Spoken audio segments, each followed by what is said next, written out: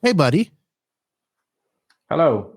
Did you have a good, hey, here's a holiday we're going to make out of nowhere just so we can make some money and start selling things like in January for Valentine's Day, commercial holiday day yesterday, February 14th? No, actually, in Finland, luckily, the Valentine's Day is more of a Friends Day. It's even called like Friends Day, not like Valentine's Day. Okay. So we kind of have this, hey, hang out with your friends thing. Obviously, some people try to make it, the commercial type, but I'm not the one to, bow down to commercialized stuff. So yeah, but at the same time, did you buy your girlfriend some Valentine's Day gifts yesterday? No, I did. I was supposed to buy her flowers, but then I didn't have time to go to the store, so I didn't. So you was going to partake in the nonsense, but you just lost track of time. That's what you're trying to say. No, I mean, flowers are kind of, it's not a biggie, Oh, yeah, but just happens to be on February 14th.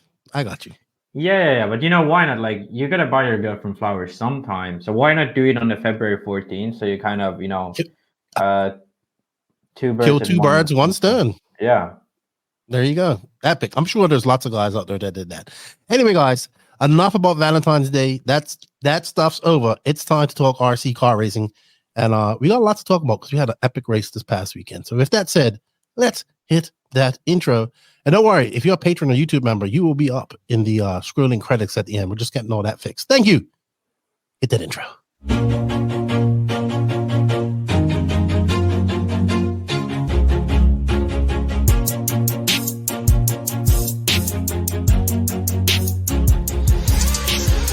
Nitro is the glory, but e-buggy pays the bills. Welcome to the No Name RC podcast. Get ready for some serious bench racing. But be warned, we speak our minds, express our thoughts, and sometimes things can get a little rowdy. Hate, and he just was influenced by the hate coming from the left, the hate coming from the right. And let's get back to more club racing and less of this grabbing racing. It's hard not to be arrogant when you're always right. See what I mean? That's exactly why people call you arrogant, Max. You may not agree with everything we say, but it's definitely worth a listen. And our pick, can you stop whatever you're doing? Join your host, Lefty the Great, with co-hosts and guests as they get together to chat RC. Hey, after that race that I watched this morning, I have to talk about it.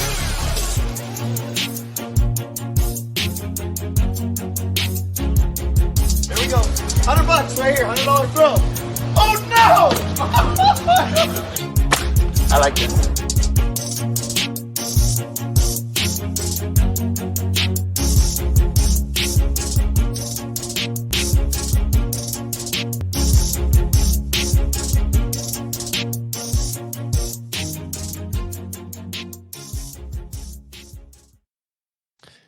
Yes, indeed. Nitro's the glory, but e-buggy pays the bills. What's going on, everybody? Welcome to episode number 272 of the No Name RC podcast. I'm your host, Keno White, aka Lefty the Great.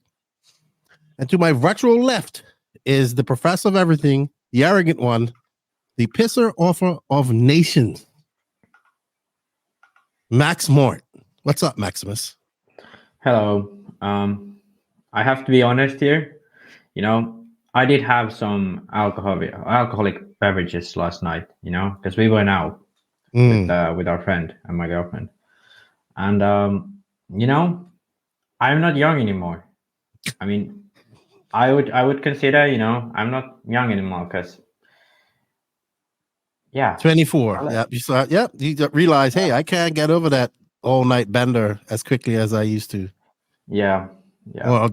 Wow, I had that extra cup of wine. Really made me. Yeah, I get it. Yeah, but luckily, I had it good because I had nothing like official to do except for a podcast, which I think you can do even a bit of a hungover. But my girlfriend, she just left to do an exam. So it's the you could be doing an exam. I say bite the dog that bit you. And just keep the ball rolling. And have yourself a frosty beverage. But welcome. We do have a lot to talk about. I do appreciate it. It did not the hungoverness that you are feeling right now did not stop you from writing up a plethora of notes. And we have a lot to talk about. Not so much a lot to talk about, but we have a very good race that we have to talk about. There are 2 very good races on this past weekend. But before we do that, I'd like to say thank you to everybody out there, the NNRC squad around the world. We guys can't do it without you guys. We greatly appreciate you guys' support. And keep it up. Keep hitting that. We're almost at 5,000. We're like at 4,800 and something, I think. So we're almost there. We're almost there. We're almost at 5K. I will be so happy when I reach that. So don't forget to hit that like, sub, notification button on the YouTube channel. If you are listening to us on the audio only as well, if you guys have noticed, a lot of our podcasts have become where you kind of have to see some of this stuff on the visual side of things. I know a lot of people still like listening to the audio. Our downloads on audio are absolutely amazing. Thank you. Please leave a review on that as well for us. It helps us out a lot. And come over and hit that those buttons on the YouTube channel and check out some of the stuff we're talking about. All right, I'd like to also say thank you to the NNRC patrons and YouTube members. You guys will get early access of this podcast. Thank you guys for all your support. If you do wish to support the podcast monetarily, financially, in a different way, you can do that by following the links in the written description, becoming a YouTube member or a NNRC patron. It definitely helps us out. In fact, we're going to try and buy Max a new microphone and boom stand as well, because, you know, things are starting to get serious around her. So some of those funds will be used to do that.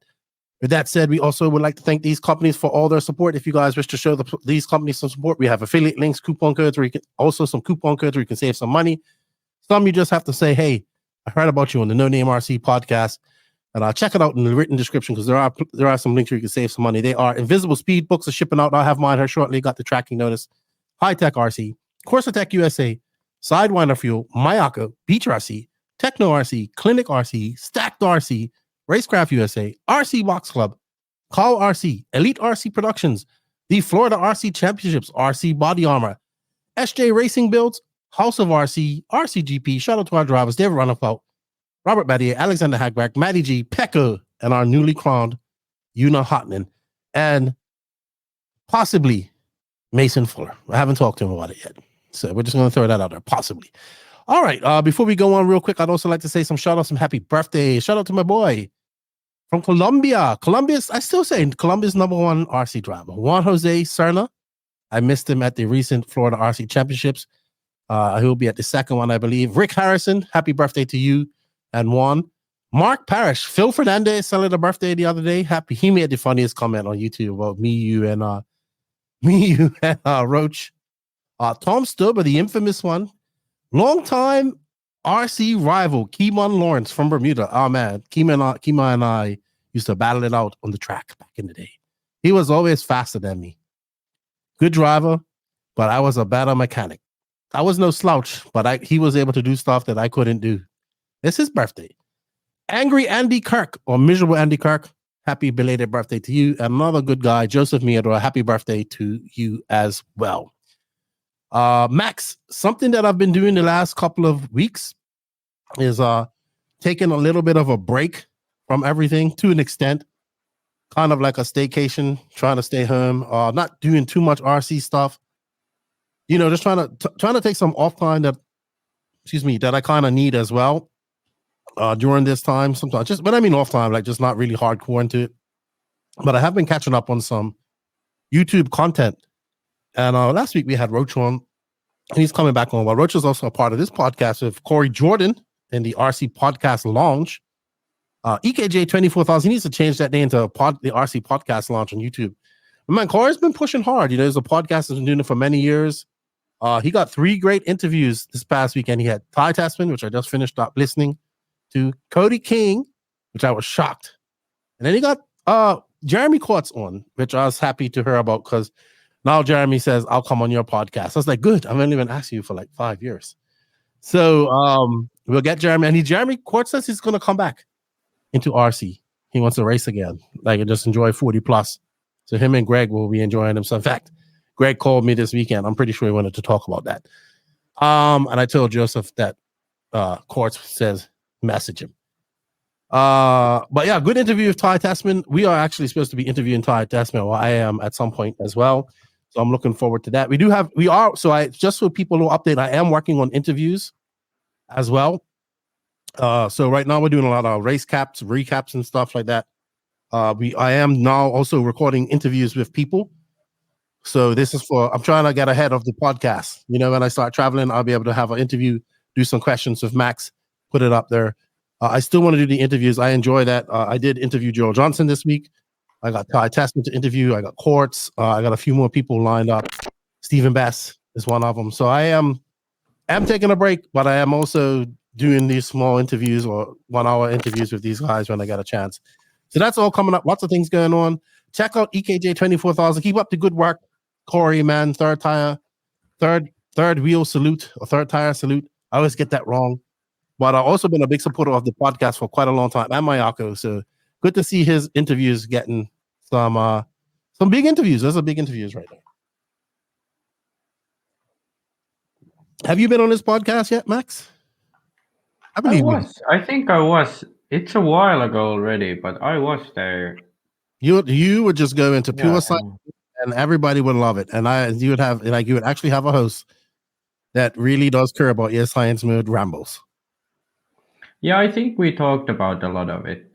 He asked me quite tricky questions too, which he does. He does some good questions. Yeah, he does. I remember I had some questions I had to respond that I don't really know, but right. yeah, I think it was a really good chat with him back then. I can't remember what it was, but it was a while. It was a while. And then I watched Wheel and Trigger this past weekend. A little bit of that. These guys come on late too, so I miss them. Like 10 o'clock, I'm in bed or I'm wound down for the day. Like I've got kids and I'm looking after them every day in the evening. So my daughter wears me out. I do try to tune in, and but sometimes it's too late. And I actually had to go out that night. So all good stuff. Keep up the good work to all the RC podcasts out there. Keep the content coming. If you're a YouTuber, keep it up. It's a grind. I know all about it. Keep it up. And we had such great success with Roach. I'm going to have you guys on again, and that means another time, and you guys don't know what to say for it is, and we have to stop talking about axle plunge and all this type of stuff. But I'm going to bring Roach on again so you and him could geek out and stuff. I enjoyed having him on, so thank you, Roach. And I say, yeah, man, good stuff. Happy to be recording. We got a lot to talk about. MontPellier GP is the main subject this weekend. It was an excellent race. You and I were geeking out on it. You did some great virtual recording. I thought reporting, which was exceptional. We'll talk more about that. But before we do that, we got to pay some bills and get into a little bit of RC news. And this week's RC news is brought to you by High Tech RC, as well as Invisible Speed and the International Buggy Challenge, which is the next big race. Well, big race. Yes, for me, the International Buggy Challenge, which is the next race after the MontPellier GP, which is going to be epic. I'm hoping that we still get the same amount of people there as well. But with that said, I have to say thank you to High Tech RC and Invisible Speed. As soon as I find the Invisible Speed commercial, we can go. Stop scrolling. You want to be Lewis Hamilton? Learn something new with Invisible Speed. You can't do everything at 100% maximum speed. You have to be smooth. I mean, when you drive a real car, how do you just, when you get to a 90-degree corner to turn into the parking lot, do you go like that with the steering wheel? Do you like slam on the throttle and the brake? No. You probably turn the wheel smooth and get on the throttle smooth.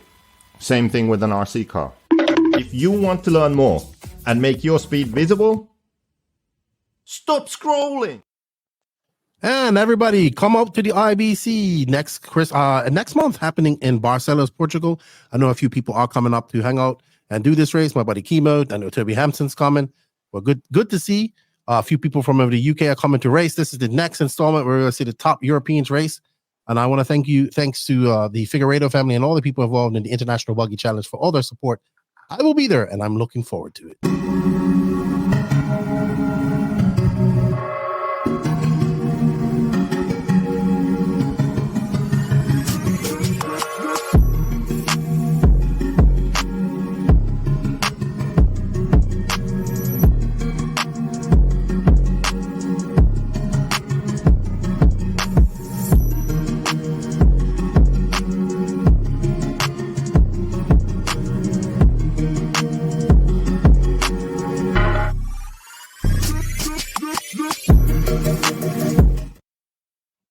righty then. Thank you to these companies for all the support. And up first on our RC News Max, you was geeking out on these two cars over the past weekend. Let's keep it short if we can. The Team Corrali prototype spotted at MontPellier GP. Funny thing about this is we literally had somebody message us last week and say, you guys haven't talked about this car. We did mention it. We didn't know much about it besides that Musso, who used to be the top HP driver, I would say, before he left, was over there running with him. But it's been a very quiet progression for them. So here they are. They did make the A final at MontPellier, though, I believe. Yeah. So, he made the A from the LCQ. So basically, to take a look at the car and talk about it a little bit. Basically, it seems like a general pivot ball car. Actually, their designer, I don't know if he's Rafael or Raf, or I don't know what's his exact name, but he's a designer for them. So he's kind of the one to make the designing, and I think Thomas is kind of their test driver / team driver. He's ran for them before, but at that point they never had an 8-scale buggy. So he's ran for the 10-scale buggy. I think they also have some electronics. I think they had on-road stuff as well. Yeah, they don't have they do a lot of RTR stuff. Yeah, so they're mostly an RTR company. They are really big actually in RTR. It's one of the biggest in Europe, and they're also. I've seen a lot of them in America too, in hobby shops as well. Yeah, they have a big RTR thing. So the thing about Corrali, they really used to be a big brand in racing. They have multiple on-road European championships and so on. So they kind of went away from racing to do business in the RTR sector. They've done well there. They also have their own electronics, but now they're kind of getting back into racing with an 8-scale buggy. So basically, from what I found, they have used this RTR buggy as their starting point. Obviously, they've gotten rid of most of the parts. So if I'm not totally wrong, I think the shocks are still, say probably new seals and stuff. Mm-hmm. But I think the shocks, they use kind of the same base. But then obviously shock caps and everything almost else, apart from like obviously diff mounts and bumper, and I think front knuckles seem to be the same. I think rear hub, they used HP rear hubs, and they borrow still quite a bit of parts from HP and some other cars. But yeah, I think it's going to be interesting what they have, because I mean, at least according to them, they're going to have some new features. So I have not seen any body off pictures of the car. So there could be something new there, but in general, it's quite simple. And I think it's just an interesting aspect of how they effectively took an RTR, took in the parts that could be used, and then made new parts for those that needed to be changed. They have all, obviously arms are all new. Pretty much all metal parts are different in some ways. So yeah, it's an interesting thing, and it's going to be interesting to see like when it actually gets released to the public, that how it's going to be received, because it's like they have the capacity to market it well. They have the capacity to put some money into it as well. So it could become like a real and also another thing is a lot of hobby shops will be carrying them because they also sell RTRs. So two birds. I did not think of that. That's actually an excellent point, because of the RTR market that they have. They're already into a lot of these hobby shops around the world. So no surprise that we'll probably see this. I guarantee you we'll see an even RTR version that is more race orientated, kind of like the TLR tuned Typhon. Yeah, I think we'll see something maybe in the e-buggy side, because that's where we need it. And I definitely think we need something in the Nitro side. And I say ready to run, but ready to race to an extent. Not the best everything is the best, but decent enough where you can take that car and go be competitive, which I think the TLR Typhon is in electric. Yeah, I think the biggest issue with TLR I see is the kind of because Arma is like totally separate from TLR. I think this has more that too. potential. I think this has more potential because it's the same brand and they effectively just have like racing and then RTR, And I think because let's be honest, Arma cars are Durango cars. The Arma Typhon is effectively the Durango DNX8. So I mean, Durango DNX8 was a good car. Lots made, multiple roar, top fives, and made the world's main and so on. And now it's an RTR. Yeah, obviously it's a good car. So I think stuff like that, especially when you have a chuggy, because like if you make a chuggy, you can make it immediately into a basher. They can make everything. Immediately. Yeah, so that's good stuff. All right. Moving on, the next big thing that you kind of caught your eye at the MontPellier GP, which was good because we got to see a lot of new things because these guys haven't really seen each other since last year. And I would say last year Euros was the last time they all got together. Maybe Buggyland, but not everybody was there. Let's add that to the stage. This is the... Go ahead, Max. You have the floor. Yeah, so this one is kind of the polar opposite of the Corelli project. This is basically, from what I gather, one Swiss guy. I think his name was Christophe Porcel or something like this. So CPX Designs. So it's his initials, Christophe. I can't remember. It was Porcel or something similar to that effect. But yeah, basically what he's done is took the old Picter stuff. So, Picter gearboxes. Well, actually, they might not be Picter gearboxes, but he used to have in the earlier models, he used to have, Picter upper arms. This way you attach the, here you can see the hub. That's from the Picter. He still uses, Phillips head screws. He has this plastic part where you attach the shock. That's from the Picter. So stuff like that. That part looks like it's gonna break easily. The shock attachment. Yeah. Is it molded into it or is it bolted there? So it's bolted from the bottom and then it's screwed in like this. So it should be actually quite sturdy. I can see that wanted to be aluminum at some point.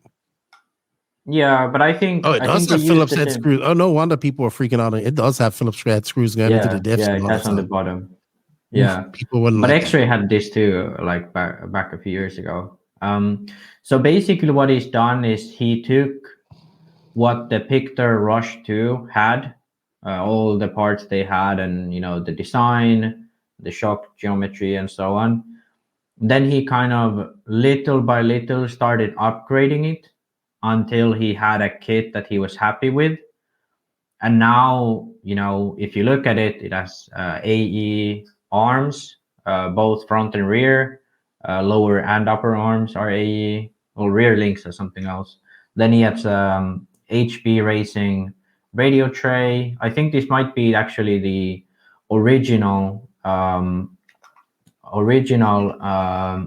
center diff mount. And as you can see, it has this, bias link here, which is from the Picter. And I think diffs are, as far as I know. So for people that, for what Max was talking about is they actually have a turnbuckle connecting the two brake rods together. So and then you adjust adjust each individual length to adjust your brake bias pretty much. And then it's one rod that will be controlling the brakes in a horizontal, traditional style, but horizontal, one rod for both brakes. That's pretty cool. All right. It's kind of like you tune them independently, but from one rod.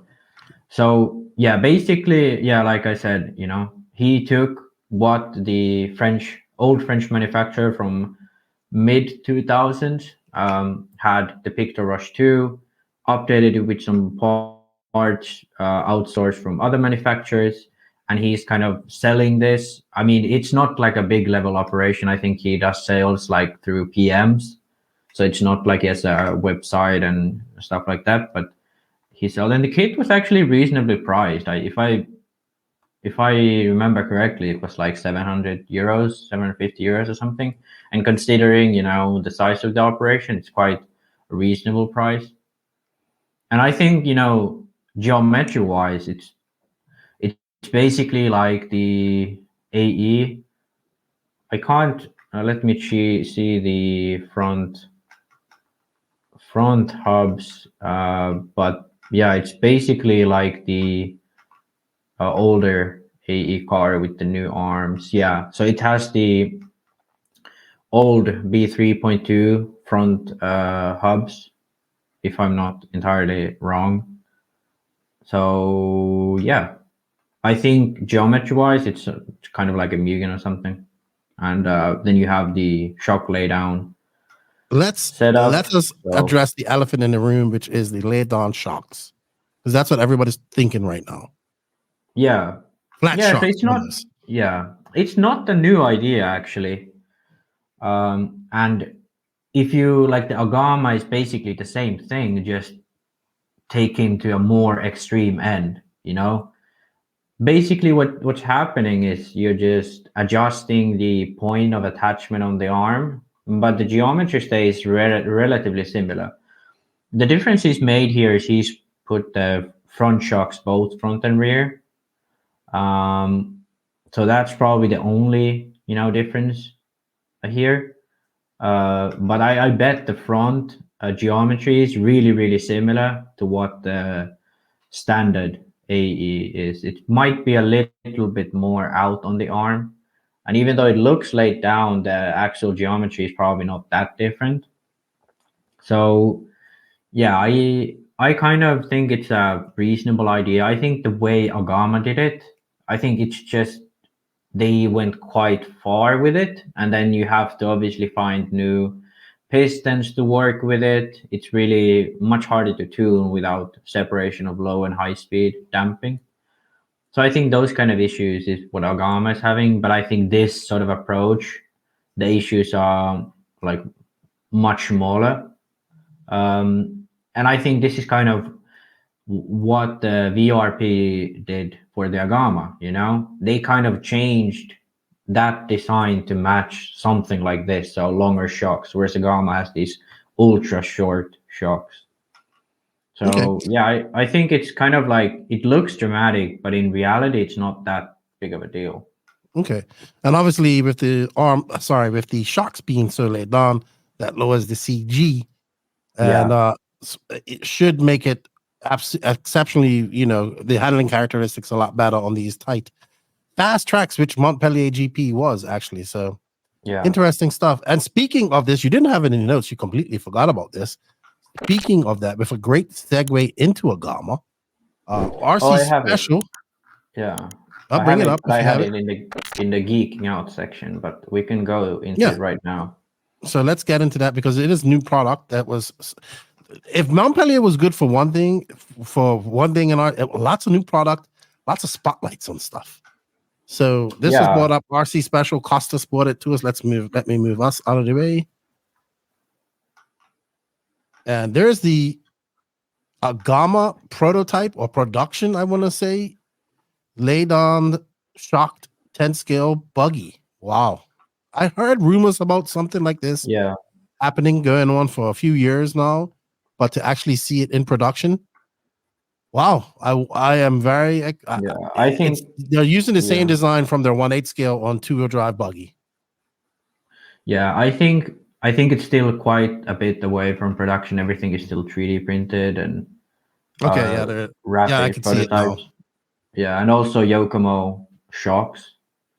But I don't know, I would be interested to hear how it has performed on track, because I like if you look at the front pivot, it's really, really wide. So the arms are crazy short. Kind of interesting, because if we think of associated with the B7, they kind of went the opposite way. Their arms are probably close to like Like this is probably 2/3 of the AE arm. Like we're talking probably like 20 millimeters shorter than the AE. And the same thing in the rear. Really wide pivots and short arms. I don't know like why they've done it. I can't really tell you. It's a very interesting, like design. But I think why like they have tried to, because when you put the shock like this, so you effectively, the way Agama does it is they it would be the same as if they just put the shock much more inwards on the arm, and then just had a shorter shock, so effectively you just grow the motion ratio, so the shock moves much slower than the tire. So what that does is, you're having issues with the piston damping in a way that's familiar. When you move the shock all the way outside on the arm and you hit a big bump, the shock gives you a lot of back because it moves fast. But then when you're going around the track, it's more loose. When you have it on the inside, though, even with hard impacts, you don't have that amount of pack, and you have to run, smaller hold pistons to get that, same effect of the piston packing up when it hits a bump. So I think that they recognized that issue they had on the 8 scale and then tried to fix it by having much shorter arms. So when you have these shorter arms, I think you kind of have the speed, or like you can match the speed of the piston and I still attach it to, attach it narrow enough on the car so you can shorten the shock. Basically, you have same speed from the arm because it's shorter, but then you can still have a short shock, if that makes any sense. So I think that's why they did it. Now, personally, I think the wide pivots have much more things to it, like the angle of the tire, how it affects your roll centers, how it affects your roll in general, like the handling under roll. I think those things are more important for the car, and I think you're kind of making a bad compromise here, personally, from making the shock geometry work in terms of the speed, but then suffering in all those other aspects. It'll be interesting to see if there'll be any drivers driving this thing, how it will handle. But I think there's promise in this style of shock attachment, but I just don't really think this is the way to go, personally. But yeah, it's interesting to see new designs and ways to try it. Another thing was this steering assembly. So instead of having the usual bell crank style, they have the servo stood up, which creates some room for this how would you call it, like a steering rack that has bearings around it. So you have this a bearing supported rack that just moves left to right, no bell cranks at all. It's an interesting concept. It's not totally brand new because Losi did it, TLR did it back in the day. They didn't have it as fancy with the bearings and such, but they did it still. But they went away from that to regular bell cranks because it creates some form of expo on the steering, and it calms it down a bit. Whereas this, basically any movement you make on the steering is straight transfer to the tires without any bell cranks, without any motion ratios. So it'll be interesting to see how they'll go with this, if they'll pursue it further or if they'll revert back to bell cranks. But I think of a direct feel, you're saying, right to the yeah, like every little movement would just be a abbreviated more, Yeah, accelerated. it's basically a similar type thing if you'd extended your servo arm length, because when you have a longer servo arm, you only have to move like a very short amount of the servo for it to move the steering bell cranks the same length. So let's say 5 degrees of change in a long servo arm is 5 millimeters of change, but then with a short servo arm you need 10 degrees to move it 5 millimeters, if that makes sense. Got So you. I got you. this kind of is the equivalent of losing a lot of that extra movement. It's like because you don't electric have with the a bell clutch. crank. It's like electric cars with instant power and like Yeah, nitro cars with a clutch. You don't have that system to take up that slop or at a little bit of time. I get what you're saying. yeah, This car is, I said production, I'm an idiot. It's actually heavily 3D printed. Man, yeah, it's amazing what 3D printing is allowing people to do nowadays. I hope it yeah. gets to that point soon where like a 3D part is just as good as a production part. I think for metal parts, we are quite close to that. I'm actually studying that now in school, like the potentials of 3D printing, and that's my bachelor's thesis is going to be about that. But for plastics, I think it's still quite a bit away. There are some plastics that are really good, but I think the materials at this point are just really expensive.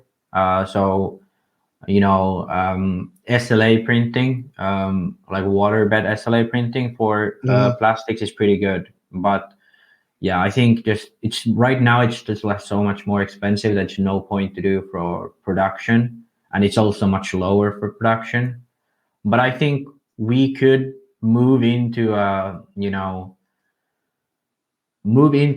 system in RC, especially because our quantities are so much smaller, that it actually could be cheaper to produce some part by 3D printing for 1 year, and then you change it for the next model if you change it. So I think that it will become a thing, but right now it's just not popular enough where the price is brought down. But I think this tells quite a bit. The whole front bulkhead is 3D printed. So yeah, that's pretty. It's gonna be interesting to see crazy. how this project develops. All right, but kudos to Agama for thinking again outside of the box, and it seems to have grabbed a lot of attention at the race and online this past weekend. Another thing that I thought that was pretty cool that caught some attention past weekend was by Justin Meyerson. I believe he's friends with could be wrong, but I do believe he's friends with Wally, who has a big race coming up too. He keeps saying I gotta get him on here to talk about that. But there's oil coating on the pipe. I hope it's like a ceramic coating as well, where it does protection. But man, that looks badass. I'm not gonna lie, I would have a pipe like that as well. I bet you it stays a lot cleaner and offers a lot of protection. But it's an oil coating. I don't know if it's ceramic coating though. Yeah, I don't know how it works. Yeah, I don't know how it works, but I've seen like motorbike bikes pipes being like this. So I'd imagine it's a decent coating. But yeah, it's got to offer some protection. I think yeah, but also I think the biggest selling point is how cool it looks. Yeah, it just looks badass. So cool thing. We'll see how that takes off and how that works. That was my surprise product of the week. Also, something that just popped up from RC Special. Let's bring it up. Let's see how good you are. So Costas was the guy who was keeping us mostly informed in English at the MontPellier GP. So he posted up this picture of, I believe this is Ricardo Berton's car. I could be wrong.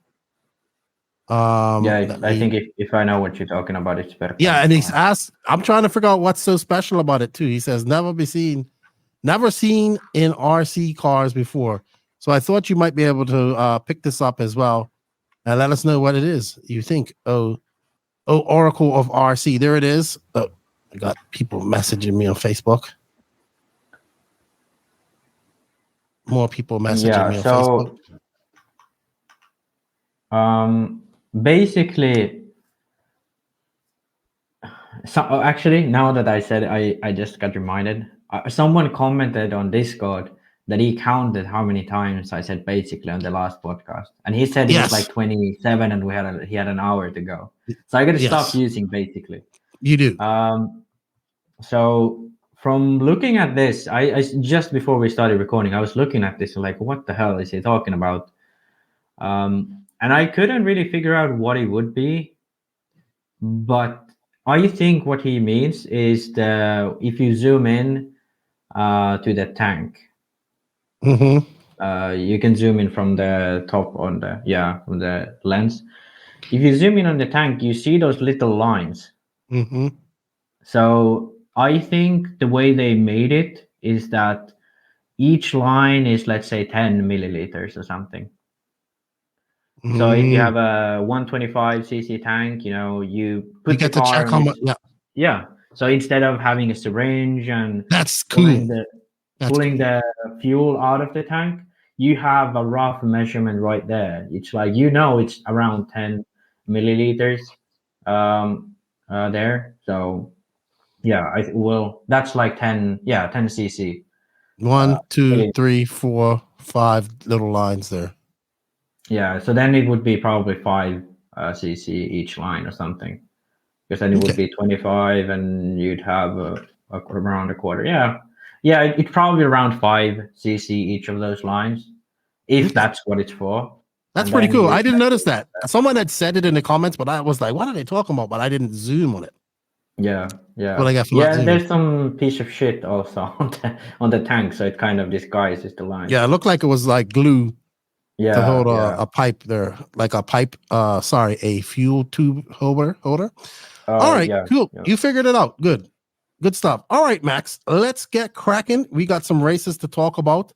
But before we do that, I want to say thank you to Hi-Tech for all their continued support. Hi-Tech is coming in strong and in charge in 2024 with the introduction of our new suite of chargers, the RDX2 200, the RDX2 800, and the RDX4 with the capabilities of charging up to 4 batteries. Depending on your charging needs, Hi-Tech gets you plugged in with the power, multiple port flexibility, and ultimate reliability you require. You can find links where to buy all your Hi-Tech products. I do believe they are available on AMAN as well in the written description below. Thank you, Hi-Tech, for all their continued support. All right, Maxi. So we're going to go right into some of the races that happened this past weekend. We are going to touch on a few that happened. We're not going to spend too much time on them as soon as I bring up my notes, but I guess go ahead, lead us off, Maxi. So we're starting with Asian Buggy Championships. Let's start with some of the last ones. Okay, so we had the J Concepts INS 14 run up at Trackside, up in Wisconsin. I just wanted some of the points that I did tune in to the coverage. I know Live RC did it. It was excellent coverage. They had some good stuff. They had interviews. I know Matt usually does this, but this is like Live RC stomping around, so the track had them there. Rivkin wins both classes. You said X-Ray is looking strong. In 10 scale in America again. What was your synopsis? What made you come up with that synopsis? Yeah, so I think when I looked at the results, obviously in two-wheel drive, we had Rivkin win, and then Chase Lemieux in second and Cavalier in third. And I think, last podcast we was talking about or was it the podcast before? We was talking about American race, 10 scale also. It was during when you was in America. The clash that happened at Hobbyplex. Hoosier Hobbyplex. Yeah, and I think Chase had decent results there too. But now I think, just looking at the results, like who's behind him, you obviously have Cavalier right behind him in third. Then you have Champlin, Rindeknecht, Horn, Evans, Tollard, David Bata, and Drayton Staub. And Gregory Tenney's also made the main. By the way, Brent Thielke won B main. Shout out to Brent. Rindeknecht was faster as well. I saw his name come up quite a lot. Yeah. So that was my sort of initial thinking. You have Chase in second, Rindeknecht in fifth in two-wheel drive with the new platform. Pretty solid result in my opinion. And then, I tune in to look at 4-drive results, which obviously, again, Reneknet third on the podium, and then Chase in fifth. You had Rivkin taking the win with Tollard in second and Aiden Horn in fourth. So I think, they had 3 cars in the main with tennies making the main in both classes. A had 5 cars in the main, but, those 5 guys was Evans, Drayden Staub, Davey Bata, Horn, and Rivkin. So, like, at least Evans and Rivkin get paid quite a good money. I believe Horn is also on the, paid team. So I think, considering the amount of money the X-Ray spends in America, I think they're doing quite well right now. I think these results look to be, because Reneknet has been winning big races already, or at least being on the podium. But if now Chase can be there consistently, and also Tom could be there more consistently, I think, they can have a little bit of an opening in the market again, even though Testman's gone, And they actually have somebody in stock that's pretty good. Jeff Stacks is also part of Stacked RC. He's I would say he's I would say he's almost a pro stock racer. He has a real job, but he does any race in stock, so he's good in that. So yeah, they're looking pretty steady. I haven't heard anything about who's officially the team manager now, or how things are going with X-Ray in America. I guess I'll hear more when I get back to America. But it was a good event. I would say that was just really good coverage. I did not watch a lot of it, but what I did, I was just like, okay. And there was a dirt track, clay track. This used to be Scotty's race up in Wisconsin, so it was a good event. And once again, J Concepts with their INS is doing excellent things. Tekno Winter Series. Now this is a big 1/8 scale series at the Omaha Hobbyplex up in Omaha, Nebraska. That's where Alex Sturgeon works. We've had him on the podcast. I had the pleasure of meeting his son, Emerson, second name of my father, too, at the SIC last month. So the Hobbyplex, the Tekno series, I think it's like a 2023-2024 series. So this is it's like the last couple of races, or was the last race. Talking points in this is like a race that Mason Fuller, Seth and Dalen, Tebow, Wiggins is going up there. It's if you're like, people are really fast at this indoor track, they're good. But Mason Fuller's kind of been the king up there. Did struggle a little bit in qualifying the Nitro Buggy. He qualified 4th. His brother was ahead of him, actually. So in qualifying, it would be Wiggins, Fuller, Drew Rubin King, Mason Fuller, and my boy Riley Filbert. He was all excited. He doesn't race Nitro much. He just started, but this is like his home track. He did really good. He finished 5th. Ashton Abdu in 6th, and then in the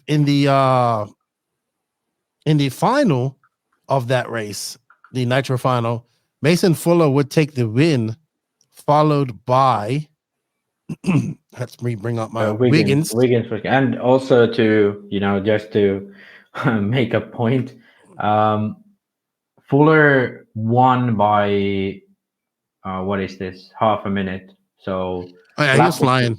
So he won by over a lap and then 10 seconds. So with the short lap, it's half a minute over Wiggins in 30 minutes. So it's like 1 second a minute faster than Jared Wiggins, which is quite a stomp, I'd say. I don't know if Wiggins had any long laps. No, doesn't look like he flamed out anywhere. Riley Filbert would be happy with that 3rd. I mean, I'm sure he'd be happy. Ashton Abdul, his home track 4th. Noah Hicklin in 5th.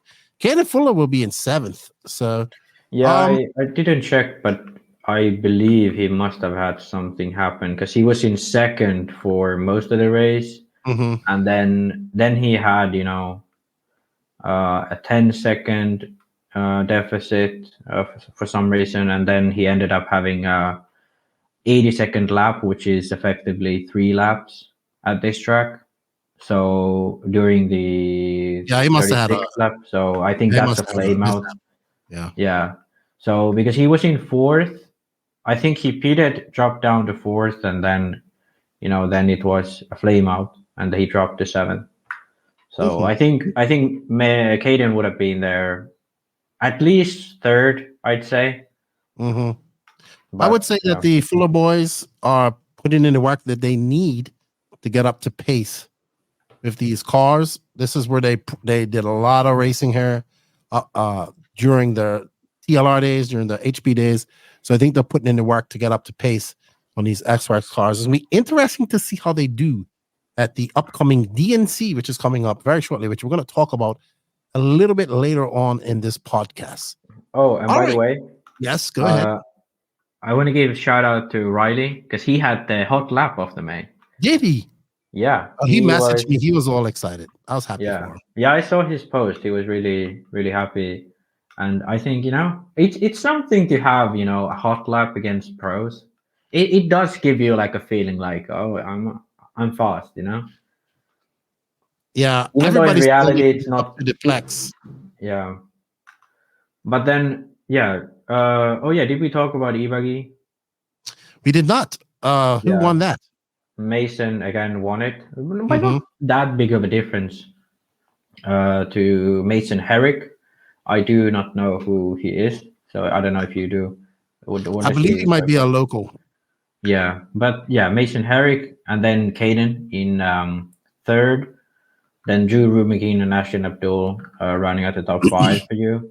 I think here again, Caden had the hot lap, so 23.9 and against Mason's 24.1.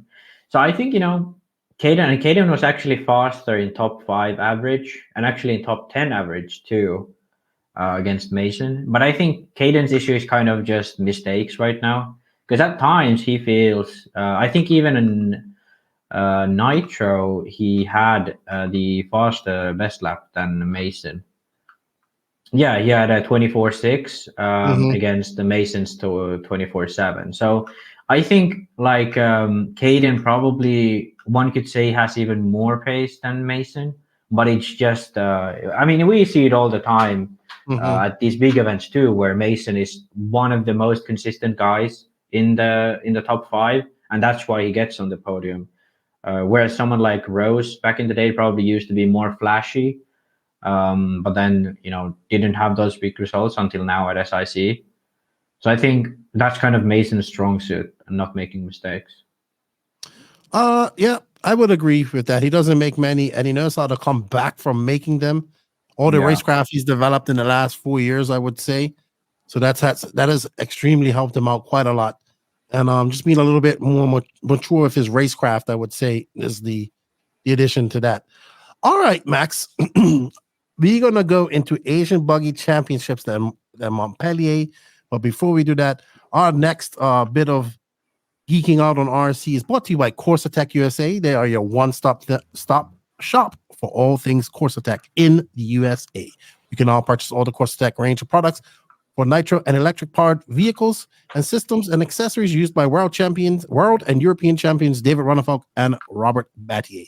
Established in 2022, Corsa-Tech was founded by Adrian Berton, a 3-time IFMA world champion in GP, Oscar Janskin, 5-time EFRA European champion in electric-powered vehicles. Corsa-Tech is made by racers for racers. Available all in the USA. You can find a link for that in the written description of this podcast. Thank you to Corsa-Tech for all their support. All right, Max, let's talk about this race that happened over in New Zealand. And we're going to bring up some video of the A2, which was an absolute epic video race, I would say, between Kyle McBride, Ryan Lutz, and the Moxie, Caleb Noto. That's what we're giving him. He drove with Moxie. Extreme and what? All right, so just in case you guys have been sleeping on the rock, the Asian Buggy Championship is the brainchild of Scotty Ernst and a few partners over there in the Australian Asian RC market. As you guys know, Scotty is always doing a lot of races over there. Actually, I might as well just play this while we're talking. And he has been heavily involved in the Asian RC on-road scene and off-road scene for many, many years. Last year, they came up with this Asian Buggy Championship, which took place first at the Philippine Masters last year in the Philippines. And then they went and had a round at Zach Ryan and Ben Panic's I think it's Zach's home track. They're in New Korea. I'm probably going to get it wrong. Well, let me... I think if you guys want to go check out this in better quality, you can go. I did put a link for this on the No Name RC Podcast Facebook through the timestamp for A2. This is the Saturday of this event. You can go to RC Race Media or Scotty Ernst Productions to find the YouTube channel for this. I'll put a link for that in the written description. But New Zealand, so they had 2 races last year. This year, they're intending on having a 4-race series. And this is the first time that any type of big type of racing that I know of has been to New Zealand in my time of knowing about RC. I do know people in New Zealand, Mark Johnson, Bevan, and a couple of guys that were JQ drivers. Obviously, I've met some other New Zealand drivers like Logan Toa, Shane O'Connor, sorry, and probably Jamin Jadison, I believe he's from there as well. So I've met New Zealand drivers. They always come up to DNC in Silver State as well. So this was held at, let's see if I can pronounce this right. I'm going to give it an attempt and don't correct me, Max. This was held at the Pokiokoa East New Zealand Counties RC Club. I've seen this track before because Mark used to be involved in this. I'm just pumped for these guys to get a race like this. I'm pumped to see this series taking effect. Next stop will be, I want to say, Verde in the Philippines. Okay, so they go to Philippines and they go to then they go to Australia. Then the last stop will be in Indonesia. Yeah, so it will be like you said, 4-parter. Last year it was, if I'm not entirely wrong, it was a 2-parter. First at Philippine Masters, and then Queensland, Australia. And now they go to like last year they go to Philippine Masters in Circular Verde in Manila. Then they go to was it Pine Hills Racing? Pine Hills Dirt Raceway. That's next track. And Queensland, Australia. That'll be round 3. That'll be in July, and then the last round will be in September in West Jakarta. They have a new raceway that they have been building. I think it got ready end of last year. It's called Westside Raceway. So that's where they will be ending the series. So it'll be kind of this Pacific, Asian, and then Oceanic series. Right, absolutely. So this is now to say that it was good that they had Ryan Lutz here. Kyle McBride was here. I see that for the Australian round, Ryan Pavitas is going. So that's interesting to see. But I think for the New Zealand natives, this was a good time to have them there. I hope that the New Zealand guys make the trip. I hope this series gets to people that follow it. So the New Zealand guys go to Philippines, vice versa. One disappointed person two that I would say I was disappointed not seeing her were Aaron Dexter and Bernard Zek. I wish they would have been here as well, but I don't know if I know both of them have real jobs, so it would have been nice to see them here. But here we're watching his A2 final where Ryan Lutz is kind of out in the lead. Kyle McBride in that Kyosho as well. First rig race on him. I think that's Caleb Noble, that blue and yellow wheel Tekno. So Caleb Noble has also made our podcast before when he took out him and Kyle McBride. I think it was it McBride or maybe it was Jameson. I think it was Jaden Jameson and then Caleb Noble at the Australian Nationals last year. You know who it was? It was the guy Foot. It was the guy Foot, the TLR driver. Oh yeah, okay. Yeah, but there was an incident between them. Yes, and Caleb Nate was like, "I'm not stopping for him." And then there's Conrad Ride. He makes a mistake, and that allows Nail by. I just want to say that the coverage. So what Scotty's done is paired up with the RC Race Media team, which is an Australian-based team. They also worked with RC Racing TV for the coverage of the GP World Championships last year. Scotty got Tony Firth and a couple other guys. So Scotty goes over there as the RD commentary. Firth goes on and does the interviews. This race has excellent content. They have good interviews, good quality race production, live stream production, good audio. They also have very good written reports and all that stuff going on throughout the race. Kind of hitting all the dots, dotting all the I's and crossing all the T's for race coverage. It was exceptional. I really enjoyed this A2 main, as we are now probably about, I can't see the timing, but let's see. We're halfway through. This is where it starts getting spicy. I think that what these guys are doing is pretty good. It's excellent. It's hard to get a series going, but what I think's what's going to happen is one of these races, and I have a feeling it's going to be the Filipino race, is going to be a race that we're going to see more top drivers going to, kind of like how the Philippine Masters was. I don't know if we're going to see all top drivers going to every event because it's going to be very hard to do because it's far away and it costs a lot of money. Yeah. But we might see, what I'm hoping for is one of these races to become a staple of the RC traveling circus in 8 scale. I think Philippine Masters has the potential. I think the big issue for them was COVID for one, and then another was that they actually had to relocate their track. So I think I don't know if they skipped 1 year, but kind of they had a whole kind of turnaround there. So yeah, I think it's kind of coming back. It had Ongaro last year, it had Robert last year, and they have quite a strong, club there doing it. So I think Philippine Masters can kind of get back to that, but I think back in the day they kind of paid for pros to go there, and I don't know if they really. They still do. They still do. So I know Lutz is going again. I think Joseph might be going to do a clinic.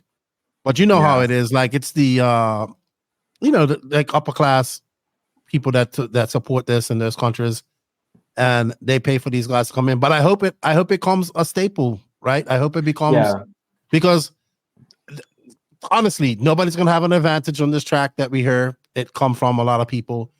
The top guys will be the top guys all the way, and I just hope.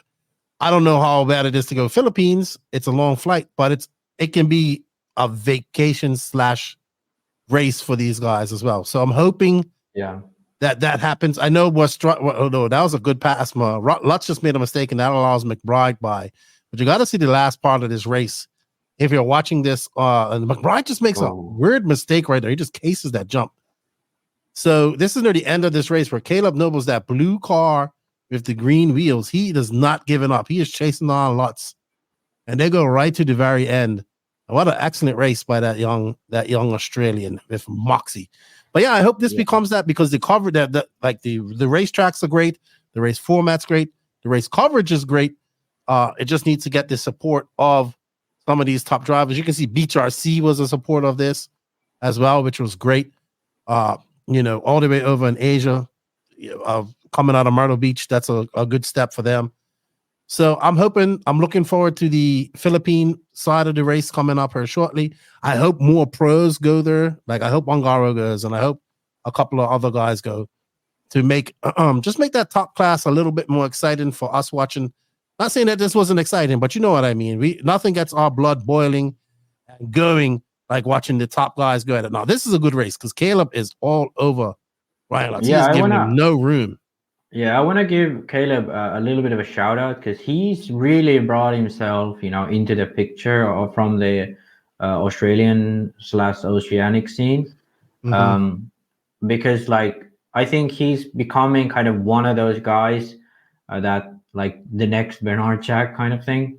Because for a while it was only McBride, and then it was pretty much only Bernard Jack. And now we're having McBride back. I think Bernard Jack is still going to these big races, and then it's going to be Caleb. I think he'll be able to put up a fight. So I think this is going to promote the Australian scene to become like much better in competition. I think just the fact that Caleb is even able to put up a challenge with Lutz is a big statement in on itself, because it's not like this is a local track for Caleb. He probably has come here before sometime, but it's not like a home advantage in my opinion. It's pretty much a fair fight, and I think Caleb is putting on a fight. So I think it could be good for them to have this series to even further get the competition. And then what a great pass. Now is the pass. That was a great pass. Let's go back and have a look at that. Yeah. But I think it'd be good for all of them to have this series now really, get popular with top drivers, and then, get the competition, and then probably have some good performances also in going over to America. Because I think they are capable of it, but American races are really, really difficult to be good at because you have so little practice. You kind of have to know what to do beforehand. What a beautiful pass. He sets him up on the outside. Yeah. Lutz goes a little bit wide. And he just forces his car through there. Wow, that's no, amazing. But I don't think that's like 100% clean pass. Oh yeah, like, I don't think he touched him. They touched us now. Yeah, I think that was a little bit silly from him to curve to the left, but granted it's quite bumpy and you're going full speed and on an e-buggy, so it's a bit floaty. But I think he set it up really nice from the corner before, and then kept it to the inside and made the pass. Yeah, he started sending it. He made a little bit of a mistake just now. Let's go back and look at it in real time. Yeah, but he set it up already on this corner. Yeah, Lutz was a little bit wide. Caleb switched back to the inside, and then I think I thought right here he's going to dump it, but he got control. I think the little touch they had at the end of the straightaway got him a little bit unsettled, and then McBride was right there though. McBride wasn't too far back. If they would have, good race. That was awesome to see. I had a few of my Australian friends. Hey, did you see that race? Did you see that final race? I was like, no, I didn't see it, and I finally got a chance to see it. It was a good final. Hey, man, I have nothing but positive things to say about this. They're also showing that a series can work. I hope that, like I said, these same guys, when we see them race in Philippines and I know a lot of the Australians, probably the biggest market is Australia, so it'll be packed in. But I would like to see them go right now. I'd like to see them go to Indonesia and all that stuff as well. It'd be good. It'd be very good to show that this can work. Yeah, I think also on top of that all that serious stuff, I think it's nice to see a driver like Caleb, because he's pretty much like the underdog, like considering he's not a pro like McBride has been, or Lutz is, and he's just out there and he has I don't know if it's confidence, or some people don't like that because the way he reacted to last year's thing, that I'm not gonna listen to stupid calls from the RD, that kind of I guess arrogance. I can say arrogance. I look at the mirror every day, so I think that type of little arrogance of him gives him the balls to actually put on a move on Lutz, because a lot of drivers, especially young drivers, let's say like Zalewski and these guys, they have this thing that, oh, this is the top guy, I have to be careful around him. But some drivers, like Caleb and in some sense Caleb, they kind of don't give a shit. It's a race. I want to win, And I think that's an attitude you have to be successful and have these results. That pass gave Caleb P2 on e-buggy, and it's a big thing to beat McBride, which is he was the top Australian in e-buggy. I was just going through the Nitro results, and he had some issue in Nitro. I don't know what it was, but looked like broke something or a flame out, because he was almost 5 minutes off the track. But yeah, on e-buggy, I think it's a solid result to come home with being the best Australian or Oceanic driver, and coming home with a final A2 win. I think it's a big thing. Shout out to Logan Toa. Well, I think that's how you say his name, but he's a New Zealand native, I believe. And he finished second in Nitro Buggy. So good job to him as well. Yeah. So I don't know if we talked about Nitro yet, but I did not. Basically, so I think that's for e-buggy pretty much. So we can move full on to Nitro, which Lutz absolutely dominated. I think he TQ'd every round of qualifying. Maybe he dropped one round of qualifying, but he was faster in practice, faster in qualifying, started first. As far as I'm concerned, he never got out of first. Yeah, he held the lead from what was it, lights the flag victory on him. Completely, dominating the field in terms of, the main, won by over, 4 laps. That's a lot in 45 minutes, almost 4 laps. Obviously, when we look at the times here, McBride was indeed a bit faster. He had the fastest lap by a few tenths. He had the fastest average top 5, and even fastest average top 10 and top 15, and also fastest 3 consecutive, which kind of like makes it clear that he had the pace. But coming into the second pit stop, he ended up running out of fuel, and it also happened again a few tanks after, where he ran out of fuel again. And according to his race report, it was just human error. They kind of messed up the timing of the pit stops. I'm a little bit hesitant to believe that, because we know He's running Nova now. Yeah, Nova drivers have had quite a bit of flame out, quite a bit of issues. So I'm a bit hesitant to believe that, but it could be just that. But yeah, he ended up coming back into third. So he was in second until the first flame out. Then he dropped to fourth, came back to second. Then he had another flame out,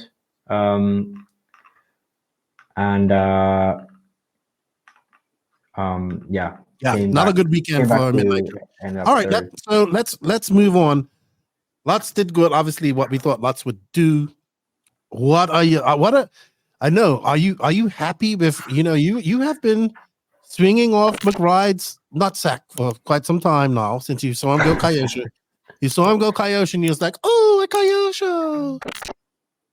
How do you feel about McBride now after this first time out on the Kyosho, Max? Do you have doubts? I don't know. I'm not like selling my earth just yet. What's it called? Selling my land just yet. But I think it was a little bit of a disappointment to me, because he was in second. He probably would have finished quite close to Lutz, but I don't think he would have been able to beat Lutz, even without all the flameouts. You had him going into Lutz. You had him here going beating Lutz this past weekend. You had it. Yeah, I was expecting him to do so, but yeah, I think,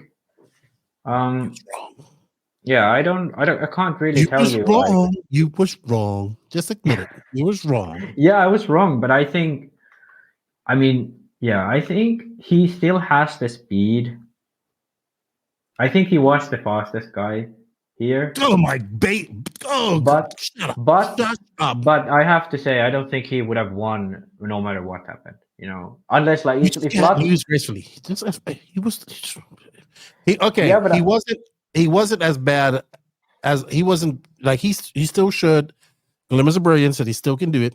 Yeah. He needs some time on his equipment. He needs to definitely get that engine sorted out and what's going on with that. And I hope he goes to Philippines. I really do. And I hope he continues to race there in Australia. But all in all, good event.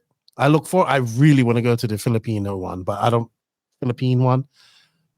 think it's going to happen. Maybe next year. And kudos to everybody involved. I think they did a good job. Everybody that made the trip over there to race, the club that put on the race as well. Shout out to all our New Zealand listeners. Good job, Kiwi guys. And good job to like RC Race Media, Scotty, and everybody involved in that, doing the production, working in the production side of things. I can sit back and say, wow, that was good. That took a lot of work. That was great, because I do that. All right, Max, I think that's enough about that. We've been geeking out on those races and all. Let's get ready to talk about the big enchilada, the big race that happened this past weekend, and that is the MontPellier GP. All right, Max, so before we get into and start digging deep into the MontPellier GP, we'd like to say thank you to these companies for making everything possible here at the podcast and their support. They are Sidewinder Fuel. Morgan Fuel has been collaborating with many of the world's top drivers for over 35 years. This has enabled us to test our fuels in many of the most challenging situations and take the development of competition fuels to the next level. The result is Sidewinder, the market's most powerful racing fuel. This fuel has been track tested and proven by national and world champions, including Ryan Cavallari, Ryan Mayfield, Greg Degani, Mark Vitas, and their new top driver, Little Bump, and Philip Otondo, and many more. These drivers appreciate that Sidewinder is blended perfectly for the high-performance needs of competitive racing. Don't let victory slip through your fingers. Purchase Sidewinder. Today, you can purchase that. If you want to get some Sidewinder, get in contact with me. I'll put you in touch with Greg and who is selling that. Also, a big thank you to Tekno RC for all their continued support. Lots of Teknos at this race this past weekend. Lots of Teknos. So that push is starting to work. And good job to them. Figueredo made the main. We're going to talk all about it in a second. As soon as I find the ad, there we go. I found it. Tekno RC. Tekno RC is a championship-winning manufacturer of high-performance A-scale, 10-scale, Nitro, and electric RC buggies and trucks. With a worldwide dealer network, USA and Europe-based headquarters, comprehensive warranty program, and global race support, Tekno RC is excellence in RC. View the full lineup of Tekno RC race-proven vehicles by visiting www.teknorc.com. Alrighty then, the MontPellier GP, old race, been going on for a long time in Europe, at the MBM Circuit RC Raceway, I guess that's the name how you say it, in MontPellier GP. That racetrack has been around since the 80s, if I'm not mistaken. Big race this year. It's always a big race. This time it was bigger. I mean, every top driver in Europe was in attendance. Even the Killix, who don't go to this race too much, they were there. I believe they're holding the electric Euros at this track this year too, if I'm not mistaken. I could be wrong. You're muted. E-Buggy Euros will be there, and I'll actually go. So you're going. Good. I'm entered to E-Buggy Euros. Well, actually, after your excellent virtual reporting this past weekend, we're actually on a mission to send you to the Euros to do reporting as well this year. So get on board with that, people. If you want Max to go do some virtual, some race reporting and pictures and his Maxi geeking out type of stuff that he did this past weekend, but actually at the race and do interviews and stuff, let us know. Give us a thumbs up for Max. I was very excited about this race. I was very excited, and then at the same time, I was very triggered and disappointed. If I remember messaging you, and I was just so upset that there was no coverage. Right? Let's just get that right out of the bat, right off the way, before we get into this race. I would say that in the past they've had live streams, but it's been in French. This year we didn't have a proper live stream. Last year we didn't have a proper live stream. Yeah. Everything else was good. Like the coverage, I'm assuming that the coverage in French by Circus RC and RC Mag was great. I don't read French, so I don't understand that. Costas was our only English correspondent there. Costas of RC Special. I think and Nemo. Nemo was there as well. They did some stuff too. Yeah, but I think Chris did written in English, but not spoken in English. Yeah.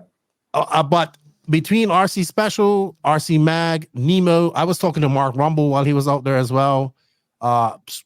People were like, well, do you have contacts there? Yeah, here's my contact, JQ, with a one-word answer. Right? Tires. He was pretty good with me. Okay, with me, he didn't want to hurt. He didn't talk. So I did have a long conversation with JQ for about an hour and a half while he was driving to Valencia about this race. So I did talk to him about this race. I talked to like R2 from Infinity.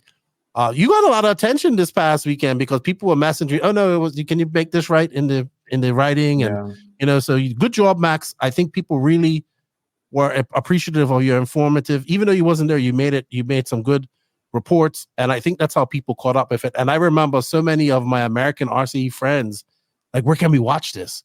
So I was very disappointed that we could not provide a decent screen. So I'm good. And I will say this. I will say that thank you to Costas, thank you to rcspecial.com, and thank you to RC Mag for the video that we do have. I want to reiterate that neither Costas nor RC Mag, if I'm not mistaken, I know about RC Mag, but I know Costas is not a live streamer. He goes there he races, number one. He goes there to do his media, which is usually pictures, video of qualifiers, stuff like that he puts up on his YouTube. So he's not a streamer. I'm not sure what RC Mag's. Yeah, and I think a streamer either. To put again a point on Costas, I think this is not like his job or anything. I don't. No. He does this much. He gets probably a few $100 here and there from the sponsors, but the thing is, like, he does this for fun on top of his own racing. Yes. You know? So he was what I watched live. I appreciated his commentary. His live did go down. He's doing like a Facebook live from his camera. It did go down a few times, but I was happy to see because we were able to see the race. But man, I have every single person that I have talked to that was at this race, manufacturer-wise, driver-wise, have all said that this race needs way more coverage. I would 100% agree with that. It needs way more coverage. It needs a live stream, a proper live stream. I hope they work with RC Racing TV. I don't care who they work with. Let's get it going. I told you right away, I would love to be at this race next year. I would love to go to this race. I love to call this race. I love to be involved with this race. I love this race. It's exciting. I'm going to get that round out of there. The coverage was shit. Please, when I say coverage, live coverage was not great, was not there. And that is down to the organizers making that a priority to put in this as well. So look, so the organizers of the race, you have an excellent race. There are people around the world that want to watch this, want to tune in live, watch this. There might be people that want to come to this race from around the world. Please, let's work on getting some better live coverage. You have the number of people coming on. You know, obviously, I'm guessing that RC Racing TV will be doing the e-buggy Euros. Yeah. But this is the big enchilada. So this race been going on for a long time. Go ahead, Max. Yeah, because I don't know why they don't have it anymore, but because the thing money. was before COVID, they had really high quality live streams. They had their own score display. They had really good commentary in French. You know, they had, I think, even 2 commentators at the time. And it was really, really nice. It was high quality, done by RC Mag at the time.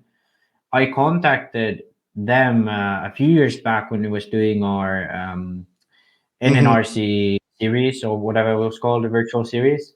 And I contacted them, hey, do we have live stream? And they said that they couldn't get the guy who did it before. So the live stream guy was busy. So I'm assuming there was some person who did it kind of pro bono almost. They probably paid him something, but RC was like a hobby thing for him, or he was an acquaintance or something. And since then, they haven't done that. They only have video after the fact, which they have done for as long as I can remember from this race, because I used to watch them as a kid. But there is no commentary, and it's no scoring, nothing. It's non-existent. It was non-existent the last 2 years. All right, that rant's over. Let's get that out of the way. Let's get on to the racing. So we get to this event. I'm excited. Like, this is the kickoff race for Europe, right? Yeah. Yes, you have that one man, one race at Padova, but this has usually all the top drivers, and this year even more, because we saw like the Killix, we saw these drivers. Obviously lots of French drivers, lots of young Spanish drivers, lots of the Portuguese drivers come over to this race. Because it's where it's situated in Montpellier. I think it's an easy drive from Spain, and obviously for Portuguese and for the Italians as well, if I'm not mistaken. I mean, just to kind of put in for American people, like what the relation is, I think this is the DNC of Europe. This is our equivalent of DNC. In the past, there have been a few Americans coming over, but since we lost Neo, I think this is our DNC. Right. Now this race is extremely hard. Track's been around. I was looking at the track. It is. Well, let's bring it up here. So I do have the final from RC Mag, and I went with RC Mag only because they had a much closer. Zoom than Costas did, because he was on top of the driver's stand. Yeah. So you can see the crowd of people there that are sitting watching this track. You have a Talladega or Bristol type banked corner out there that people actually go full chat around, another up banked corner. This track has elevation. The surface is glossy. There's the start finish line. It's like a true European track. It has a polished concrete section that was very difficult. You said the bridge was there last year. I don't remember it. I could be. It could be me just not remembering it. Yeah, they changed the layout for the 2023 edition of this race. So it used to be the same layout for how I think from the start of the 2000s, but now they have this new layout since last year. It's around the 5-minute mark where it starts. Yeah. I'm just picking up where it starts. So go ahead, Max. Have you ever been to this race? No, I have not been to the race. The issue is kind of like for Finland, like this time of the year, there's like absolutely no way of getting any practice in. So you'd kind of have to go to this race, just with no practice. And then also around this area, I don't know of many similar type tracks. So it's not like a DNC where you go into, Southern California, you can just practice for a few weeks and then go to the race. Whereas this race is kind of hard for us Northern. That's why Ronnefalk also doesn't really go to this race in the past. I don't know if he has made it before, but I can't remember many occasions where he has. So like for Southern Europeans, this is kind of like start of the season, but for Northern Europeans, it's a bit difficult. I think that's also, Kiliches are from Northern Germany, so no outdoor racing for them during the winter. All right, so we get to this race. This is so if you're watching this on YouTube, they just started. This is the final. There was a lot of racing prior to this. I think this race started on, I want to say Wednesday. Yeah, they had some practice Wednesday. They usually start on Thursday. So okay, so maybe it started on Thursday before Thursday. Yeah, Thursday. Quickly, right out of practice, I think Ricardo Berton was fast right off the bat. And then we saw Ongaro obviously being the normal guys being fast. Like, let's bring up the results from practice real quick. So, during practice, I guess Berton was fastest, and then Canas in second, Ongaro third, and Ronnefalk actually in fourth. Yes. And Boots fifth. Yeah. Yep. Burak Kilik, Skidmore, Barkan Kilik, Remy Bermudez, young French guy. So your usual suspects are faster. Throw in a few, maybe Remy Bermudez, like a Lucas Esteban, her in 13th. Tom Robin was fast. Yeah, there's always at this race, there's a few fast French drivers in the main. So Remy Bermudez, I think he made the main a few years back. Hugo Tavernon, Thomas Musso, these guys have made the main in the past and made the main again. Ryan Majubi, these kind of French drivers, they have a little bit of a home advantage because they go to this track quite a bit. It's a really popular track in France, and they have a few races here throughout the year as well. So yeah, and this is also a track that it turned into a big tire war. So let's talk about qualifying. Was started, I think, on Friday. We were scheduled to have 5 rounds of qualifying. We saw Davide Ongaro take rounds 1 and 2, and was like, all right, this is going to be the Davide show. But I think Berton or Canas took round 3, if I'm not mistaken, because unfortunately, they don't have, let's see. I will let you know right now. Yeah, so Canas took round 1 and 2. Mm-hmm. And then Berton came back in Q3. So, So what happened was it actually rained. Rained overnight between Thursday and Friday. So the morning of Friday it wasn't like full on mud, but the track was damp. So you had this kind of like American watered style track, very different to the very hard packed polished style this track usually is. So for example, who was it now? Canas, who was running J Concepts, he went out with triple Ds. I believe they were either green or black compound. I really don't know, but triple Ds. And then Berton went out with the Ogo Twisters, Ronnefalk with Proline Slide Lock. So very different. Yeah, very different tires. And then Q2 was still sort of the same. Drivers was going out with the sort of damp tires. I think Canas was still on triple Ds, but then for Q3, all drivers went back to their clay tires. So we're back to where we was on Thursday, where Berton was fastest, and on the clay tires were, it seems the Ogo had the edge. So I wrote about this during the event, but it seemed kind of when the conditions were wet. Obviously, J Concepts have really good tires for the American, watered track, which is effectively what it was. But then we went back to dry conditions, clay tires. It seemed all weekend long the Ogo clay tires were the best.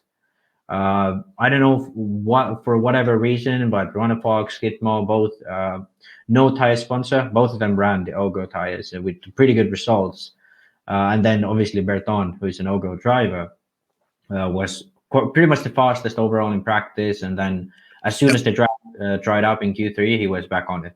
Yes, and I just wanted to give. I remember one year it did rain at this race, and I watched that track crew throw sawdust or something, some sort of mixture that they had, and this track was dry. I think it has a little bit of oil. I think it has some oil in it, so it gets a little bit slick. Like all this parts right here gets really slick. That's bricks. Obviously, the painted concrete, smooth concrete gets slick, but yes, that was the that was the 12th man, as they should say, and that actually stopped qualifying. So they weren't able. So Saturday morning they were supposed to have Q5 and then lower mains, but because of rain overnight, they didn't have a Q5. The VD Angara would take TQ overall. No. Canas did? Yeah. So we had with Canas taking round 1 and 2. Oh yeah. Berton Berton took Q3, and then Ronnefalk took Q4. He also ran. I was way ahead of myself. Yeah. So Ongaro actually had quite quiet qualifying. He had a second in round 2, but then he had a third in round 4 and third in round 1. Mm-hmm. So yeah, Ongaro was actually 4th after qualifying. But then semis was actually quite interesting. Oh, I missed the semis. So let's get back to qualifying real quick. With Ronnefalk taking that Q2, that Q1 and T in Q4, I'm thinking, okay, Ronnefalk's back. It's going to be his race to lose because he looked like he was gaining pace all weekend. Yeah. This guy who we're looking at right now, Juan Carlos Canes, this is during the A final. Obviously, the big question was about these new J Concepts tires, which they did well in the cold at MontPellier, which we expected them, which I should say we should expect. But I think like the big surprise was just the Ogo tires. Now, Ricardo Berton made that switch over to Ogo during the off season. Ogo, I've seen them in the Southeast racing because the Georgia Peach State Hobbies brings them in. So it's like the Flowers brothers and the guy Curtis Crummings is running them. So they are running in the Southeast quite a lot. I also know a couple of guys out in the West Coast running like Kevin Caston. We're talking about regional drivers. This tire has seen some success, especially in Truggy in the Southeast, right? So Ogo definitely has people running the tires. It's like, wow. I believe the importer is in France too, if I'm not mistaken. No. So Ogo is a Spanish company actually. So XDR. So there's Alejandro. I think his name is Alejandro Darras or something like that. And he's a Spanish guy. He's the founder of XDR. He also he had a shop, I think, in Spain, but he's mostly known for XDR.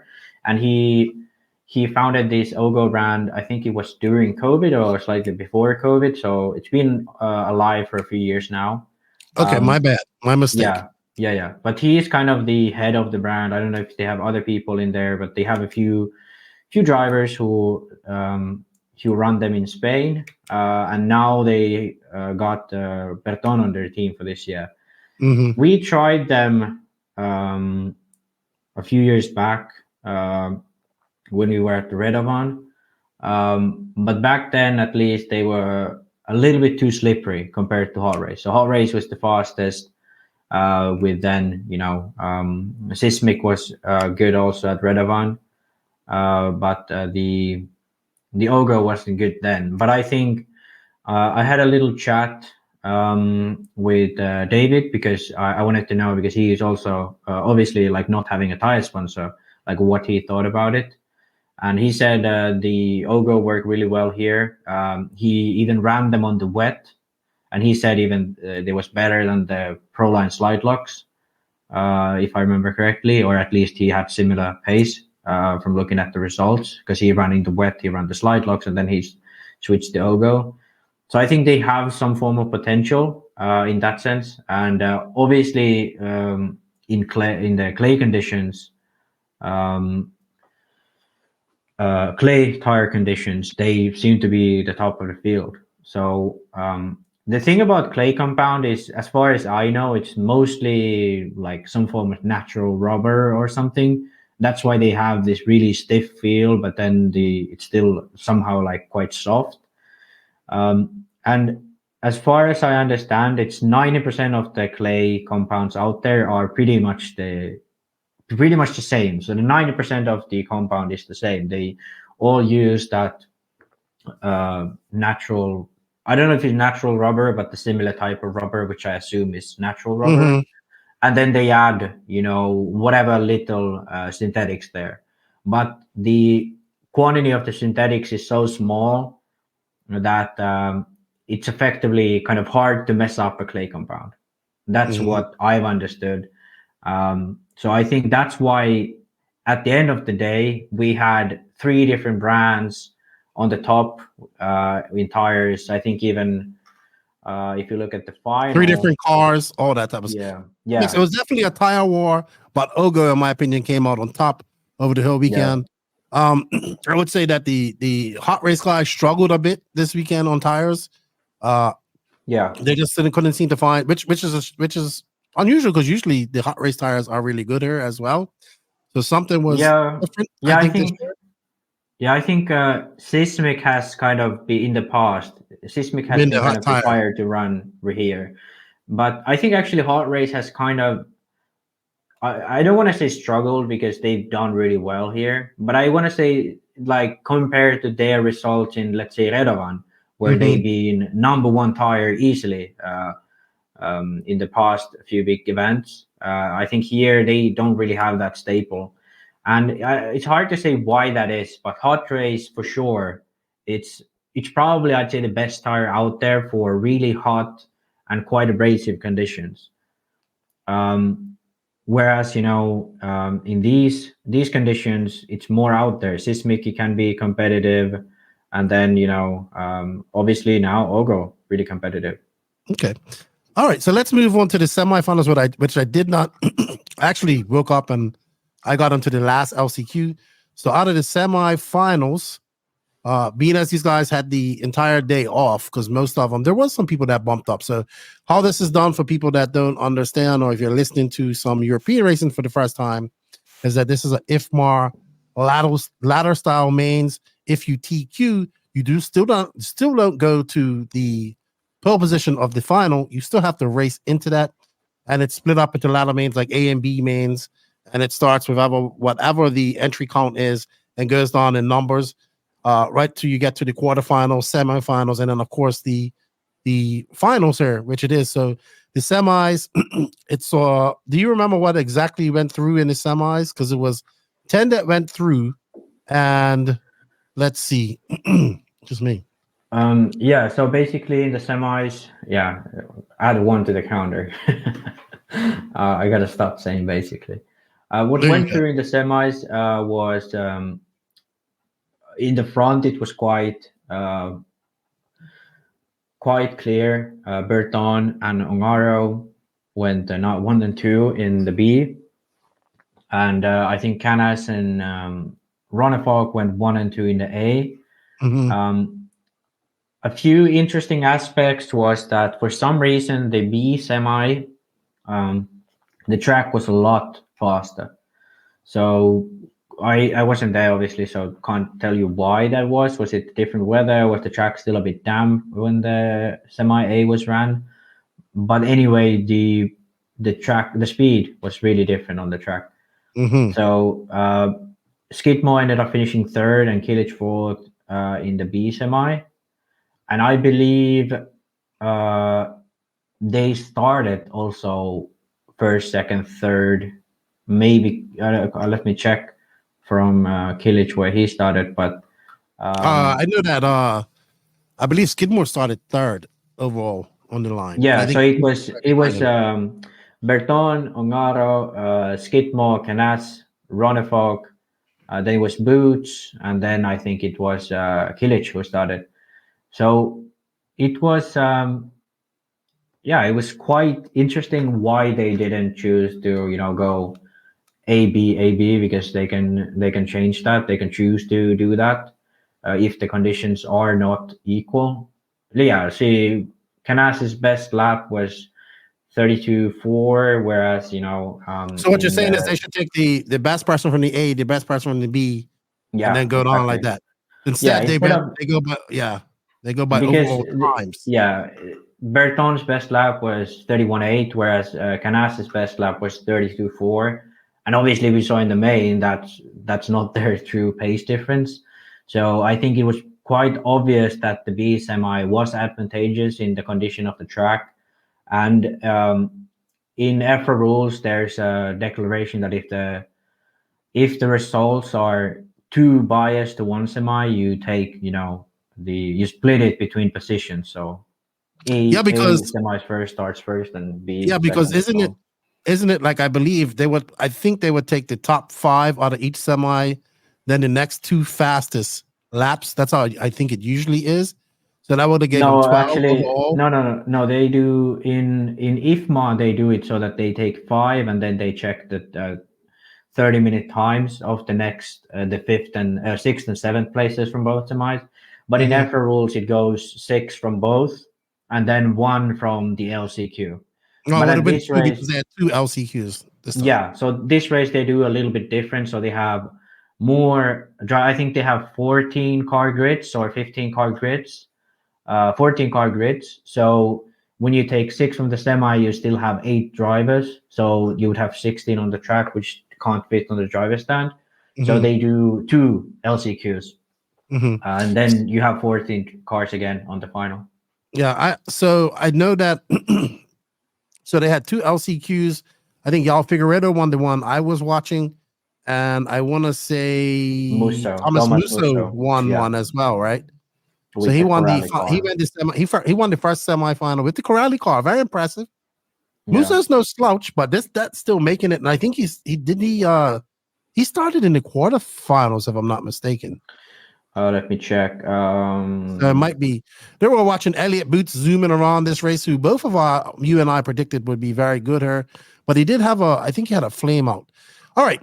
So I think the biggest surprise for me going into this final was Skidmore in third. Now I know he had a better semi, but he was no slouch. He was in a top 5 position until he had a flame out, and but he was also very good all weekend. Being on that open tire, being able to choose what tire he wanted, really benefited him a lot. Yeah, but interestingly enough, just to interrupt you for a second, both Figueredo and Musso came from the quarters. Really? Yeah. And they made it into the main, so that was an interesting detail. But actually, quite a lot of Teknos in the finals because Adrian and Danielle and Figueredo, all 3 of them, all of Tekno's 3 new signings in Europe, made the semis. Unfortunate for people like Robert, who I was watched his semi. He didn't make it. He tried valiantly. Probably the first time he hasn't made a MontPellier main in quite some time. But anyway, all of this led up to a pretty impressively stacked grid starting off for not a 45-minute final, but a 1-hour final of this epic race.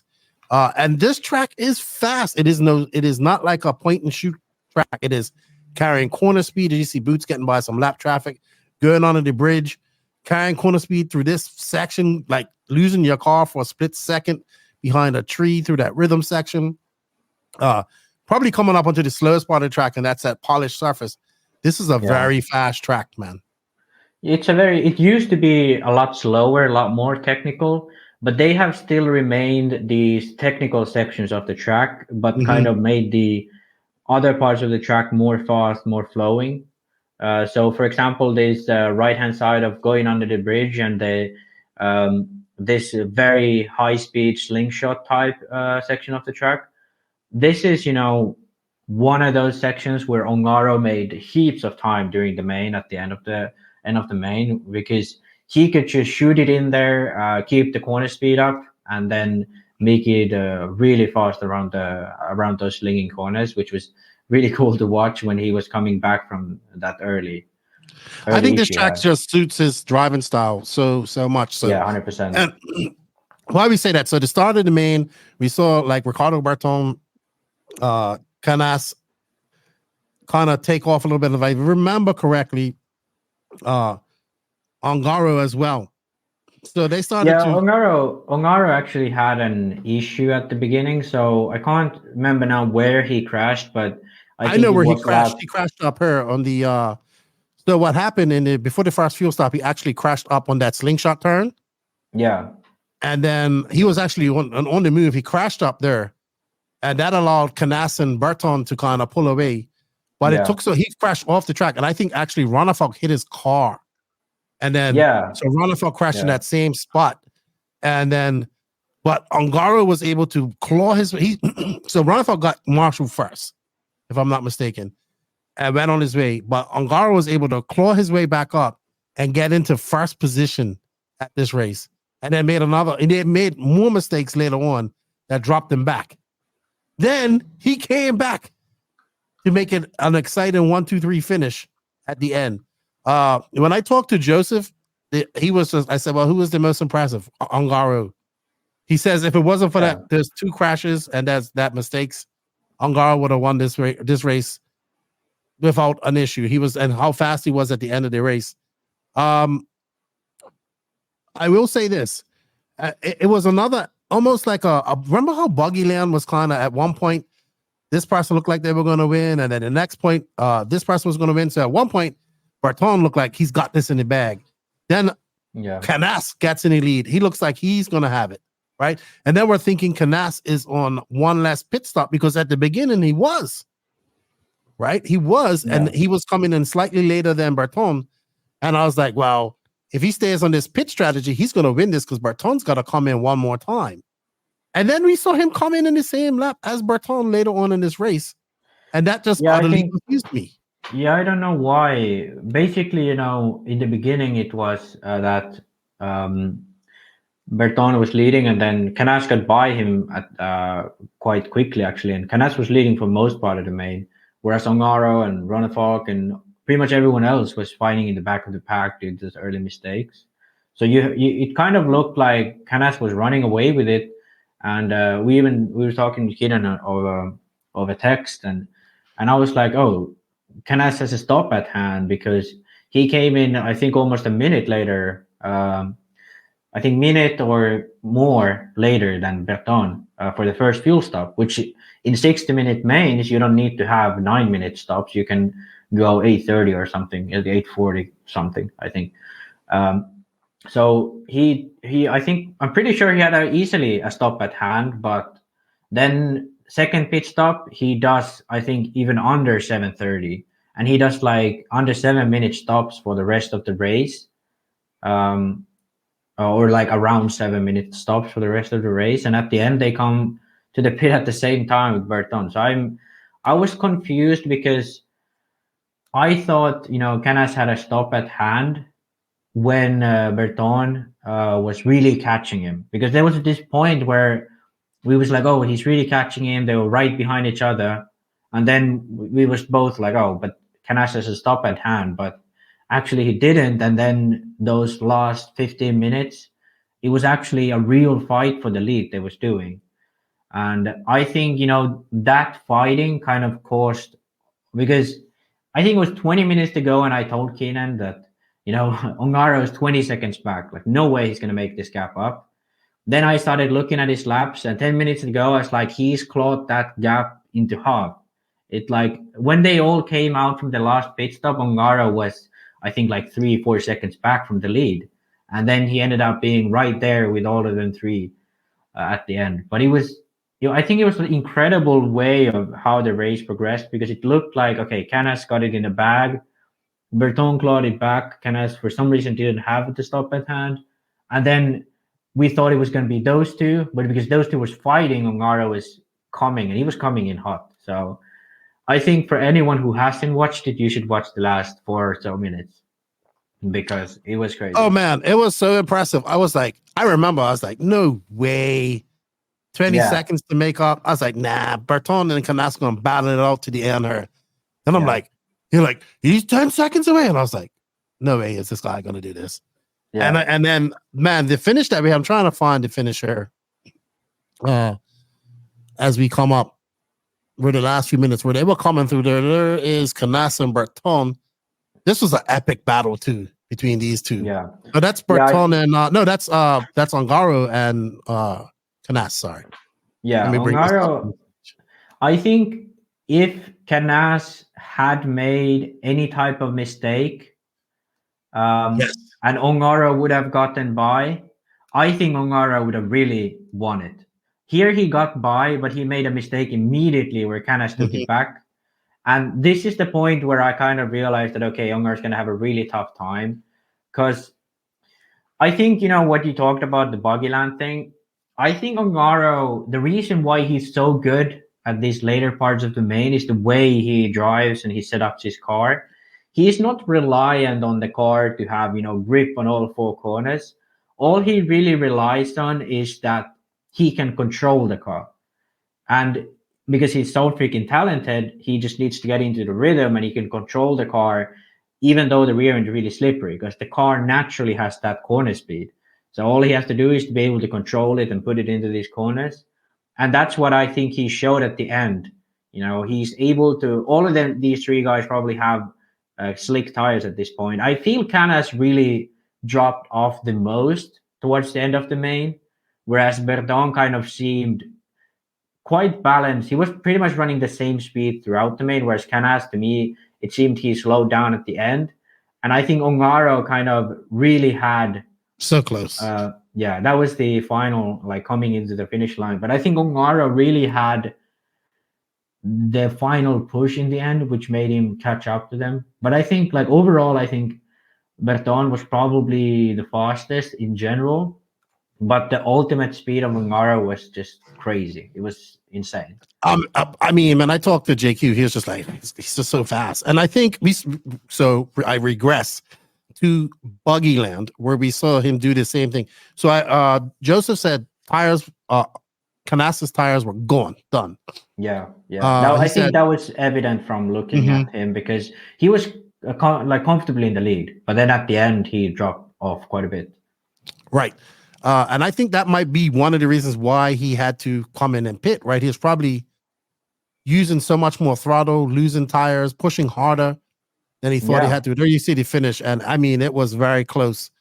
And congratulations to Ricardo Berton. But this man right here, I think what you say is correct. He's able, when the car is the most uncomfortable for others, that's when it's probably at its most comfortable for him, right? Yeah. At that very end, he probably does have some tires left, or he's just used to racing on the not best tires, having that loose, it's just like what Ongaro, it's a perfect storm, right? Everything for Ongaro to be fast. And he was, I know Ricardo Berton won this race and he should be getting all the accolades, which he should. But the immense pace of Ongaro, making those mistakes, coming back to win, coming back to lead, then coming back all the way up to third. We're almost getting into second. And like you said, I felt the exact same way. If he was able to get across Canas earlier and make it stick, he would have definitely challenged Berton for the win. I think that section where we saw Ongaro cut to the inside of Canas, had he not overshot the next corner, I think Ongaro had a true chance at winning this, because I think Berton was the most comfortable throughout the main. He kept the same pace throughout the main and he did pretty well. But that being said, I think at the beginning of the main, Canas was faster than him, and at the end of the main, Ongaro was faster than him. So I think, you know, had Ongaro had a chance, there would have been a true fight where Ongaro could have pushed Ricardo into a mistake. Because, yeah, I think if we go into talking about the driving styles, Canas is kind of the most aggressive of these three. He's the guy who really punches the car. He drives a lot on power out of the corners. And that also is kind of like hinders him a little bit, because he's one of those guys who chew through tires quite fast. And I don't know if that was the reason why he like kind of slowed down at the end, or if that was, you know, if that was the tires. Whatever it was, he clearly slowed down at the end of the main, and I think, you know, like you said, the tires were gone. But Ongaro, like I said before, and you brought back, I think it's just the fact that the way he drives his car, the front end is really dull. So you will never at any point of the race have the front end catch you off guard. It will always push, no matter how, you know, like you remember at Buggyland where it looked like his car was broken because he pushed so much. But that's kind of naturally how the car works. When the tires wear down, you know, you will have that when you go in the dust, it will push, and for him, it will be really extreme. But the way he drives is the rear end kind of makes all the turning, which gives you an immense amount of corner speed if you can control it. And I think tracks like this, where you don't have the issue of going a little bit offline and getting onto the dust where the car pushes, you have a very wide, grippy line. You can just shoot it into the corner, trust that the rear end will come around, and then you just control it by himself. And we saw it like those slingshot corners. That's where he used that's his, yeah, like you ain't gonna beat him there. That's type of corners. All right, moving on. Coming out of this 14 racer or 14 driver final, who impressed you? We have, well, let's go over our top 5. So we have Ricardo, Berton, Juan Carlos Canas, Davide Ongaro, Bork Kilic. Good 4th place for Bork, I would say. Yeah. He would want a top 3, but a good place for him. He was kind of in 4th all week long. That's where he finished. Elliott Boots, still a good top 5. I had Boots winning this. But I think top hot race guy, top 5, good finish for Boots, top 5. But I would have liked to see I think he had I was expecting a win or top 3. Theo Lemire in 6th, great result for him. French driver. I think he drives a Hot Bodies, so Hot Bodies finished 6th. Remy Bermudez, another French driver, doing well. David Ronnefalk in 8th. I know he would not be happy with that. Not after having a good practice, good qualifying, looking solid in the beginning of his main, but that accident, never able to overcome that accident that he had with in Ongaro's car. And first big race on his vehicle. We have a whole hot potato subject about this. We're going to talk about it then. I got JQ's opinion on it, and it's a good topic. But I know Viking. He's not happy about that at all. I would say Leonardo Valente, top WRC driver commentators. I would have never put him there, but he beats out Marco Barufalo. Johnny Skidmore, 10th. Johnny Skidmore could have been top 5 if he didn't flame out. I think he had a flame out or something. I think Johnny had more potential than his final results showed. Yes. But he's kind of an unknown, because he's kind of one of those guys who always makes it to the main, but he hasn't had those flashy performances like, you know, Theo Lemire has had. Or he was a flame out away. No, hold on. Doesn't Remy Bermudez or Theo Lemire drive X-Ray? Remy drives X-Ray. Okay, I'm just checking. I'm pretty sure Theo is HB. Yes. So Johnny Skidmore, I think, had a top 5 run in him, except for that flame out. So he would have been the top X-Ray guy there. João Figueiredo, I think he having to come from the quarters, first time out on his new ride, the Tekno. So first time for him, first big race for David on the Tekno. Polito would not be happy with a 12th. He should be doing better, I think.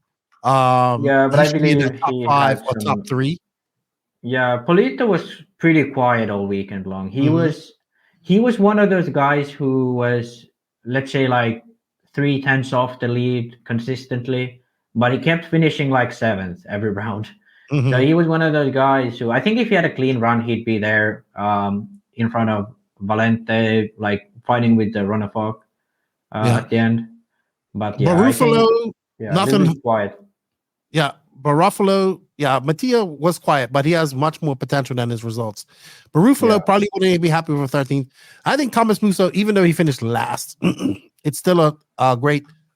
I think making that final with that new car is excellent for him. In our semifinals that didn't make, Ryan Majube, I think that's a good performance for him. Winning, like he finishes 15th overall. I didn't have him in my main. Adrian Parente, 16th. Robert would not be happy finishing 17th. And Daniel Parente.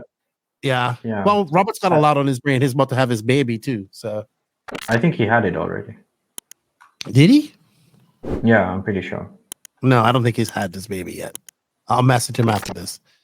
But at the same time, I think not. The Parente brothers just signed that new deal with Tekno. One of them would have wanted to be in this A final. One of them was very close. Zankatine in 19th, Tom Robin in 10th. I mean, I expect those guys to be. I think Berkan Kilik, probably the biggest disappointment. He 28th, not his weekend, even though he did break. He broke something in his semi, I think. Quarter. I'm not sure. But not the position that Barkan wants to be in. But to be fair, Borak has been raised. So what I think what's happened with Barkan and Borak is that Barkan's in his last year of school. Borak has finished his apprenticeship now for what he was doing full time. So he's able to dedicate a lot more time to RC, which you talked about last week after EOS Dawn. So I think Robert Badie and Barkan, the big disappointments, and probably a Parente.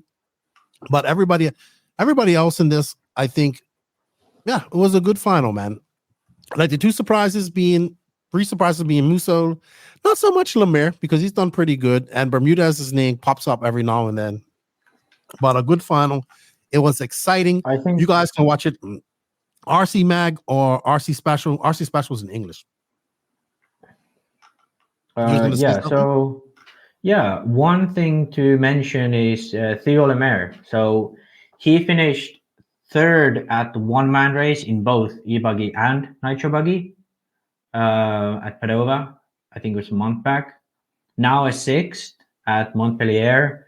He was starting 8th in the main, so got through quite easily. I think he's a French driver to look out for in this year because he's been there. He's made the Montpellier GP main before. But he hasn't kind of broken through, yet. But I think this type of 2 really solid results in a row, I think he could be there. He could really be, one of the competitors this year. Okay, I see why. The French have to earn big RC. Like each of these countries have to earn big RC scene. Yeah. Right. So. And same thing with actually Remy Bermudez. Mm-hmm. Okay, so I was going to touch on this on the HotRace Hot topic. Let's talk about this. So I asked Joseph, what was his thoughts on Ronnefalk? And he said, this was his words. He said, I believe that the time where Ronnefalk used to show up to a race and be competitive right off the bat, it's not that easy no more. He's going to have to put in more work. And what he means by that is like, there was a time when Ronnefalk was able, and a lot of these drivers were able to come to be immediately on pace right away. And I think you look at Juan Carlos Canes, Ongaro, Berton, they're racing a lot. They're down there in South Europe, they can race. They got the weather to race. 8 scale. So the focus and the hoon and the craft. Ongaro is racing in Italy. JC3 is racing in Spain. Berton's racing in Italy as well. Ronnefalk's been racing, but he's been doing 3 different classes. First time on a new chassis. But I would have to agree with Joseph, and not just for Ronnefalk, but for all these racers who have been at the top for a long time. And then that top echelons, these younger racers, slightly younger, are dedicating more time to honing their craft, sharpening their RC knives, as you would say. Yeah. And you're going to have to put in the same amount of work to be competitive with them at this time. And I think that was what he said he felt with Ronnefalk. He needs to put in the work to more work to beat these guys now. Yeah, I think so, and I don't think it's as exact for the American scene, although that is still a thing. There's a Well, lot those of like guys are racing so much, right? yeah, They're yeah. I racing think every weekend almost. yeah, I think the difference in American scene is that when you go to races, it's not like you need to hone in everything and like you have rounds of practice, you have 3 rounds of qualifiers, and that's pretty much it until you go for the main. And the thing is, every time the track you go to a track that's brand new, you don't know how the dirt will behave, and so on. So it's kind of like a very fair playing ground for you. So I think in America, it's kind of like as long as you have confidence and you have talent, you're pretty much good to go. You don't really need to hone in your equipment, have the best tires, the full package, as we say. And I think that shows in the success of someone like Ongaro and Canas currently, because what they do is exactly what you said. They hone in their craft, they test tires, they test setups, and they know what to do in each condition where they go to. They have a really, they take basically the equipment to the highest level. They take it as far as they can to make it as fast as possible.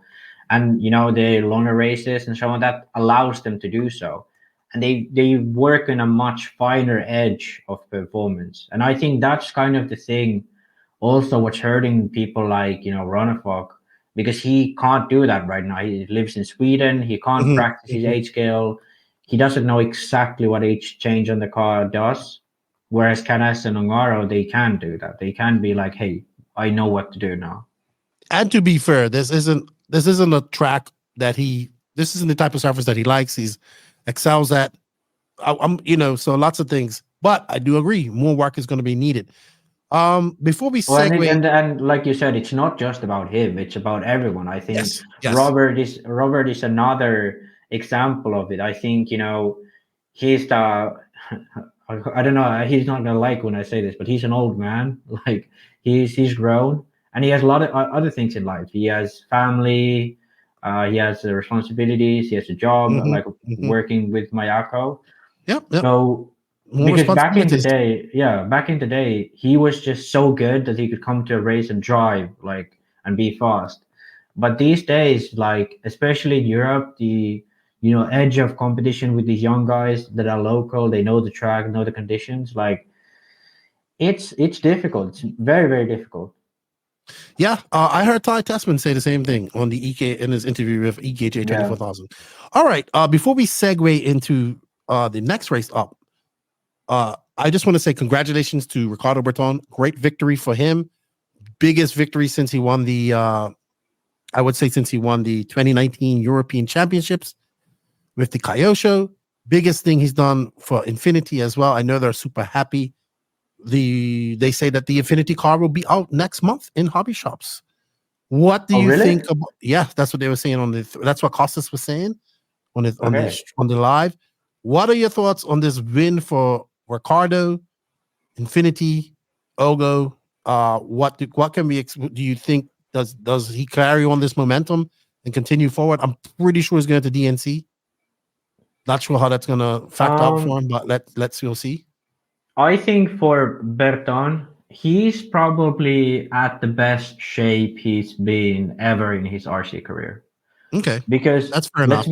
Let's be honest. The 2019 win, before and after that, he hasn't really won big anywhere except for in Italy, obviously. But outside of Italy, he hasn't really won that big ever. And the Euros victory was kind of like the best. It was interesting. It was a great race. Yeah, but I think Ronnefalk and Ongaro, they kind of went with dry weather tires, whereas with Berton, he went with slide locks. So those were a tire that worked both on dry and on wet conditions. Okay. So that's why he was also really competitive in the wet. In the dry, he was clearly slower than both Ronnefalk and Ongaro. Ongaro looked to be running away with it. Well, right now you have him in better peak driving condition than he was in 2019. at this point? 100%. Okay. Because I think now, purely with this performance, he's able to fight for a European Championship. Okay. I think. So yeah. Hopefully he'll be at IBC, which will be the next big race. Yeah. Which will be the next big race. Similar type of track, more jumps, I would say, more high traction, glue track. I look forward to seeing him there. What about Infinity Ogo? Newcomers on the two new brands coming out. It's finally that the Infinity car is coming out here soon. We see this new tire brand as well, who's also making waves in the Southeast. Your thoughts on this, and then we'll wrap this up. Yeah, so I think with Berton, kind of the issue was before that when he moved away from Kyosho to Infinity, the car was not even close to being finished. They were still working out a lot of the things. And I think, looking at the early videos and looking at riding at the track, like at the Euros and such, it's always looked very aggressive, the car, and not that well balanced. But I think now he has the balance he kind of needs. And I don't know if they changed a lot of stuff, but I think his driving style, his driving is good. I think the car is like finally at a more balanced state. And I think that's why they're ready to release it now. I think it can be a very, what's the word? It can be taken seriously, I think, Infinity right now. Okay. But yeah, Ogo, it's really hard to say at this point. It really is, because fair enough. He's been fast at 2 races now. Both have been really cold. They'll be running, as far as I know, clay compound, which, as I said before, it's kind of a off compound, because like that's a very rare situation where you run it, and it's kind of like up to no one to know if it's gonna actually work or not. The real test is gonna be something like IBC, something like Euros this year in Sochile. Especially if it's gonna be dry, I think it's gonna be really rough on some tires, and I don't know if Ogo really have what it takes yet on those conditions. We shall see. We shall see. All right. Once again, congratulations, Ricardo Berton. Well done. Yeah. Great. Thank you to him, JC3, and Angaro for putting on a show for us. And hopefully next year we'll either be there in person or we'll get very good live coverage. It was an excellent event. Kicks off the European event. I guess we can. It's gonna be hard to get a bunch of races together to put some series together. But okay, one thing I want to say before we continue about Infinity. Am I gonna have to axle plunge you?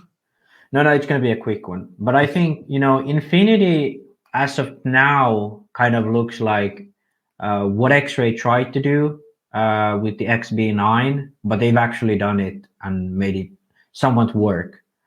Because X-Ray kind of went with XB9, then like reverted back to what effectively. You mean with the front end? Copy. Yeah, with the front end, and also like the whole car in general, because they kind of went the route of Mugen. Like they tried the XB9 and they couldn't make it work properly. Even though I think they really should have kept with that. I think it had promise, but then they went back to the Mugen style. Associated has gone away from that. I still think Ongaro is the only one making it work, whereas the Americans haven't really had that good of results, except for in very specific conditions in the West Coast. Rivkin has been good, like the win he had over Mayfield. And then Mugen obviously is Mugen. But I think, and S-Works has done their own thing successfully. But I think Infinity brings in some new aspects. But at the end of the day, I still think it has the risk of being just another pivotal car. But I think when they finally release it, we can take a deep dive into it. There you go. More, but I'm just looking at some of the pictures from RC Special, and I want to say thank you to RC Special and RC Mag for their coverage, because if it wasn't for them, we wouldn't have and sorry, Circus RC as well as Nemo, because if it wasn't for them, we wouldn't have seen anything, to be honest. We're looking at the Infinity, and well done, pretty Ricky Berton. I know R2 is happy about that. I'm happy for them, and this is a great segue into our next topic, because Joseph and I did talk about this. With what we just talked about, Ronnefalk, DNC coming up in a couple of weeks' time. Next month. Sorry. So I'll say about 3 weeks from now, 3.5 weeks from now. Yeah, 3 weeks from now. I still have Ronnefalk as being able to go to this race and win. Yeah, I agree. I think, granted, what Joseph said, I agree. But DNC is kind of one of those races that you just have to kind of trust your gut and go balls to the wall. Well, he knows what it takes to win this race too. He's done it twice. It's multiple times. The only asterisk I have on David now is the car, because I don't really think X-Ray has ever suited this type of tracks. We saw with Tessman, he was competitive last year, yes, but that was a very small, very different type of DNC. But the OG type DNC, I can't remember. I don't think Tessman has made it to the main at DNC. And I think the style of X-Ray where it's he did. He did. He TQ'd the first Nitro Buggy 2017 when he switched over to X-Ray. No, but I mean like in the past few years, like since Thunder Rally. I think Thunder Rally he didn't make the main.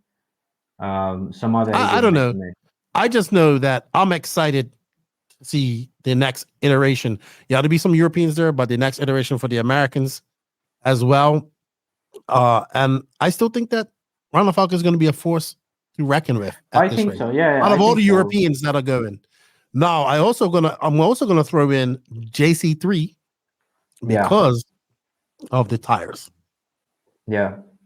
So it's gonna be very interesting. I look forward. We're gonna start hyping up DNC as we get closer to that and going on. But we do have another big upcoming race this weekend coming. Motorama. I saw Scotty made the trip, man. Scotty's on a mission. He was in New Zealand. No, he was in Europe.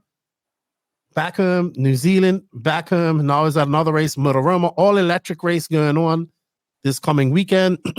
This is a big race. This sold out immediately. We got a lot of top names going. This is also in a facility that is like it has all these other different type of motorcycle racing and all this type of stuff going on as well. Toby Hampson is doing the coverage for it. 46RC is all excited about it. He's got some new equipment, so we probably have like moving cameras and all this stuff. Only electric because that pays the bills, but it's going to be a good race to watch. I look forward to watching that this weekend as well. I'll be posting all the links to the Facebook page, and we'll probably talk about that a little bit. But yeah, man, we watched Montpellier. Thank you, Max, for all your hard work as well. In your post, you was geeking right out. You was like, people thought you was there.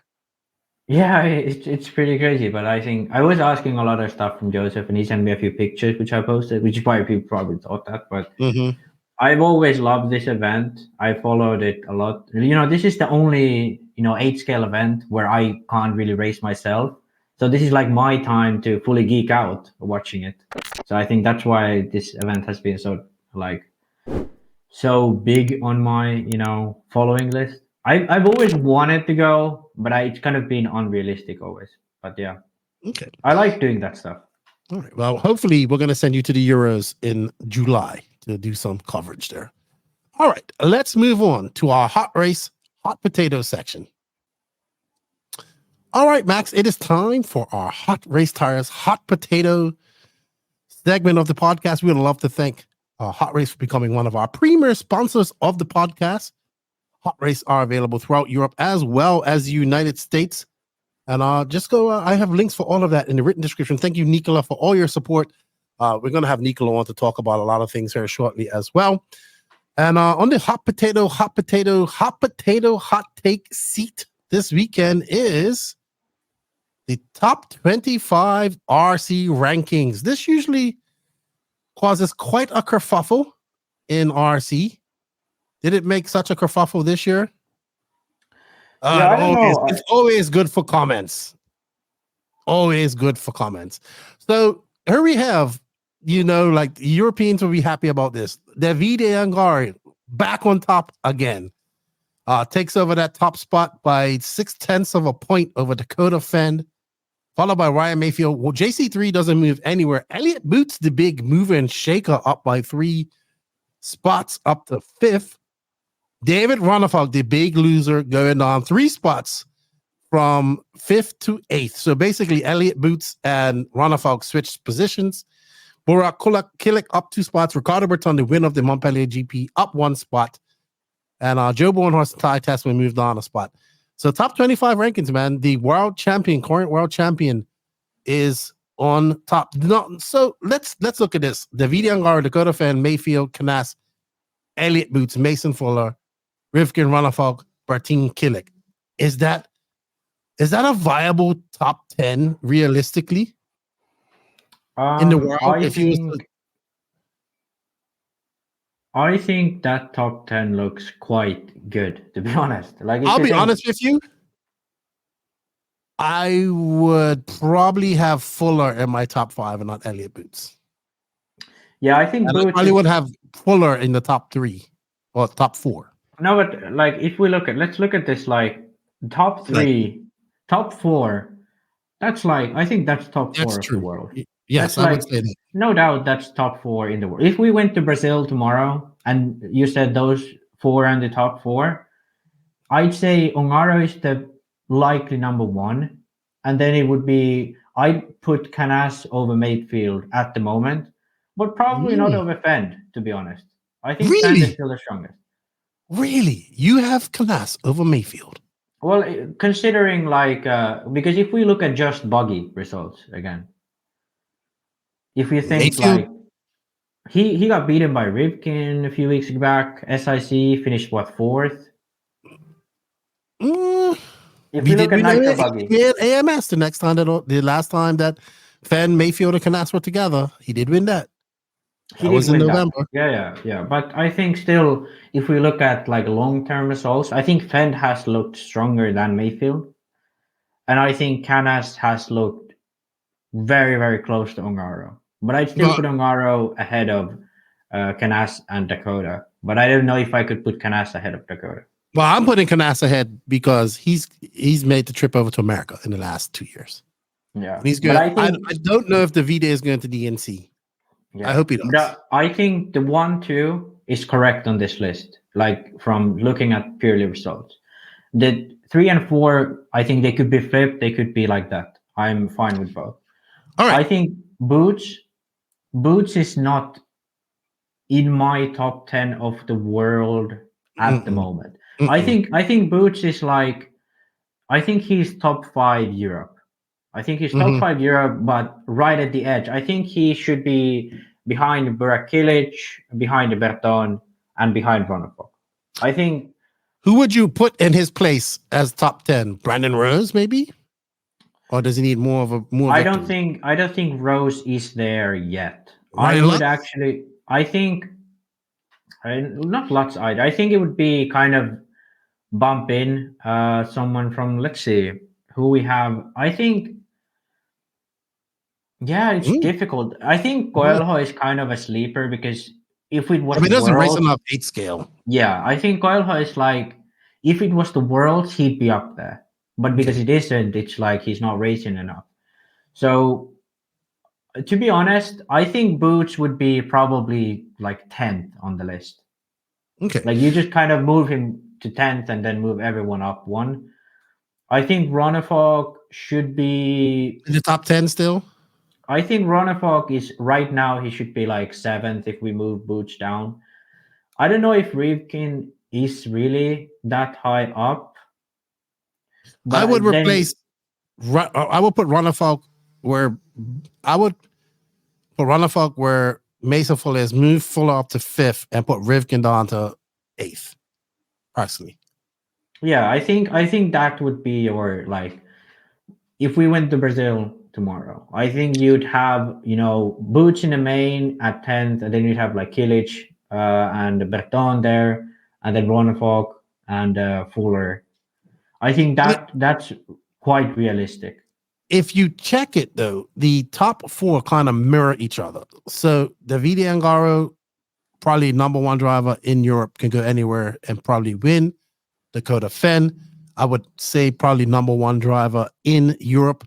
In the USA, can win anywhere, but then they have very close. Like you cannot, like Ryan Mayfield is also arguably probably one of the number one, if could be number one or is number one in somebody's eyes, many people's eyes, driver in America that can win anywhere, because that's still a fact. He can win anywhere.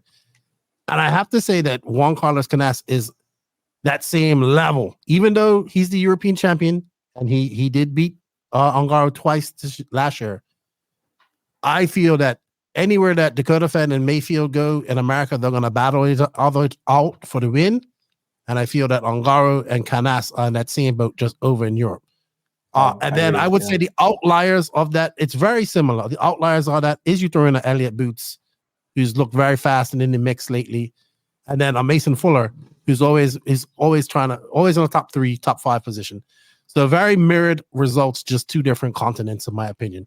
Top25rc.com or Top25rc on Facebook if you guys want to have a look at it. Do you agree? What do you guys think about the rankings? We always like to hear comments about the rankings. Go ahead, comment in the YouTube feed. Let us know what you think. All right, up next is the hot and cold segment. And you don't have any cold after a cold MontPellier race. Yeah, you just have hot. Berton? Yeah, I think only thing that's cold was the race. Everything else has been pretty hot recently. Okay. So, Berton and Ogio are your 2 hot choices this weekend. I think like I said before, TQ at One Man Racing in Padova, really strong result there, and then in qualifying obviously had issues in the main. Then now fastest in practice, close to being fastest in qualifying, and then quite a solid win. I think he's never been one of those explosive guys, like explosively fast. He's one of those guys who drives like he's driving a touring car. It looks like he uses the whole of the track, drives very, mellow lines. In some sense, it reminds me of like a Cavalieri driving style, but does it really effectively. It does it really well. And I think he can be a real challenge for these guys, like a new top guy. Like Canas was like on the edge. I think Berton is right there now. Like he can tip over that and, make it there. Time will tell. Just like Rose, it takes more than one win, right? Yeah, definitely. But the good, exciting thing about this start of this year, I want to add that I would say that the 8-scale season is hot right now because we've had two big races. We've seen the big race on the American side with SIC, where we saw a different winner, completely different. We knew we was hoping he's going to win someday with Brandon Rose, and he did. Then we see Ricardo Berton, who's also had potential to win and do well at these races, go out there and win. So I would say that the 8-scale racing scene worldwide, and then of course you had the Asian Buggy Championships that was going over in Europe, over in that area, which is very well put together as well. 8-scale racing is hot right now. I'm going to give it that. That is definitely the hot ticket right now. And with an 8-scale Worlds coming up in Brazil here in September, I cannot wait. 8-scale off-road right now is hot, period. Yeah, I mean, I agree with that. But I'd also say racing is hot right now, like off-road racing. Like 10-scale, we just had a podcast about EOS, and then we had the Clash. We've had J-Concept INS. I think, racing in general in off-road is looking really good at the moment. We have a lot of new upcoming talent. We have pros that have established themselves as pros, that drive at the level of a pro. We have new buggies coming onto the market. We have, old brands coming out with new buggies, the B7. I think the RC racing scene is doing quite well right now. I think I would give it a thumbs up. I would give it 2, but I can't. And I think, like, if we look at SIC, the live feed, live stream, if we look at Asian Buggy Championships, the social media coverage, and to be honest, I think, granted, the MontPellier, we have our issues with the coverage. I think still, like, the presence it had on social media was quite noticeable. People were excited about it. People were following it. Absolutely. I think it has been, like, racing in general has been looking good. Absolutely. I would agree. Lots of new stuff, lots of hype, lots of buzz. But that's what we want. I was excited. I wanted to record this on Monday, but I was thinking about trying to get Ricky in here. I was like, well, it's Valentine's Day. Everybody's going to be doing their own thing. But I would say racing is very hot right now. I don't really have any cold comments. Maybe it's going to be cold weather-wise at Motoroma this past weekend, but I think it's going to be a very hot race. I look forward to seeing the track design. It's probably Thursday. We're recording this or probably doing this. I want to say good luck to Toby Hansen. I hope he puts on a good show where we get to watch it. Scotty will be calling the race. And then, man, I think what's coming up, man, DNC is going to be hot. We're going to have to watch that. Yeah. And I'm looking forward to that. All right, Max. I think that's it for us this week. A quick one, only 2 hours and 2.5 hours roughly. Pretty quick for us. We greatly appreciate everybody's support. We do have some other podcasts coming out as well. I know we have questions to do. We're going to do them with some of our interviews that we're doing as well. So keep those questions coming for us. Keep commenting in the YouTube feed, man. That makes a big difference. It helps with the algorithms. Max, I'm surprised you haven't got any YouTube yet in the comments, because I don't get too much involved in the comments. I'm surprised you haven't been in there yet. It's uncharted territory for you. Like, it's like going out in the ocean and looking at, look at all these people I can talk to. You gotta, people do comment on there, and you should respond sometimes. You have, have access as Max Mort. We're on the hunt to 5,000 subs. We aren't too far away. I'll let you know at this moment right now, we are currently at, let me go to my YouTube studio app, 4,826 followers, subs on YouTube. So please go over, do us a favor, hit that like, sub, notification button, leave a comment, share if possible. It's free. Also on Instagram, go over there and hit the follow for the No Name RC NRC podcasts on Instagram, and follow us on TikTok. We're trying to grow those.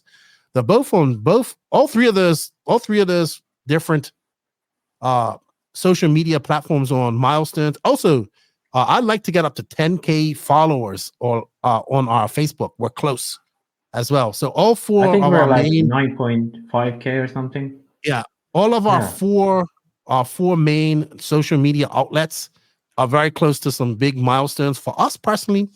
And of course, we couldn't have done that with all the support from you guys out there, the NNRC squad. We greatly appreciate it. Thank you for all the continued support. Thank you to the patrons and the YouTube members of the NNRC. If you wish to support us a little bit more financially, you can. We greatly appreciate that. Thank you to these awesome companies that support us. They are Invisible Speed. Don't worry, people. Your books are coming. I'm helping out doing the, helping out people that are messaging the Invisible Speed Facebook. I'm answering their questions. I know some people don't have tracking. Trust me, your book will show up. That's just sometimes how it happens. Invisible Speed. Don't forget the online course affiliate link for that. Book is shipping. High Tech RC, Corsa Tech USA. If you do get some Corsa Tech products, let them know you heard about it on the No Name RC podcast. Sidewinder Fuel, Mayako, who just looks like the new e-buggy is in the USA. I should talk to JQ about getting one, paying some bills. Beach RC, we have an affiliate link for that. I'll be at Beach RC for the Nationals in April. Tekno RC, thank you for all their support. Clinic RC, Stacked RC for all your 10 scale stock needs. Racecraft USA, RC Box Club, Call RC, got me some other butter down there. Elite RC Productions, congratulations. Those guys will be doing the FRCC series soon, which is the Florida RC Championships. Round 2 coming up at Sundancers next weekend. RC Body Armor, check out my boy Gene Strout Jr. for SJ Racing Builds.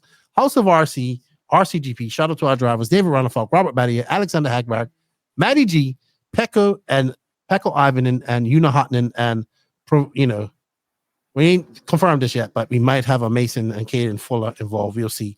But we want to thank everybody for their support. Thank you guys. Hope you guys enjoyed this relatively short podcast between Max and I. As he's looking ever so hungover, go grab yourself a beer, man, and go relax and get ready. We got to answer some questions later on this week. Thank you for your time, Max. I appreciate it. Thank you, man. It was actually good. Didn't go on like for 4 hours. I think it was good. Yeah. Also, good job once again on your Facebook reporting this past week. If I'm not I kind of like it because like I feel very good in my mind I feel like a journalist at times. Obviously someone called us the TMZ of RC, but I want to be doing expose shit, but like obviously not like TMZ. So absolutely. I feel I want to be like Neo Buggy of the 2020 century. I'm all for that. I love Neo Buggy. Thank you for your time. Thank you, everybody. We greatly appreciate all the support. You guys have a great weekend of racing. Good luck to everybody at Motorama. And if you want to follow the action at Motorama, look for the links on the NNRC podcast. We'll have them all there. And don't forget to hit that like, sub, notification button on those channels as well. Help RC grow. Check out EKJ 24,000 as well for the RC podcast launch. That's some great interviews. And we will talk to you all next week. Max, you know what? We need to do a live together. It's been a while. We need to do a live show together. Yeah, I don't know. Probably going to have to be like a Saturday that we do it. And people are home. Yeah. All right, Maxie, you have a good one. I'll talk to you later. Bye, everybody. Nitro's to glory. E-Buggy pays the bills. Max and Lefty, we're out.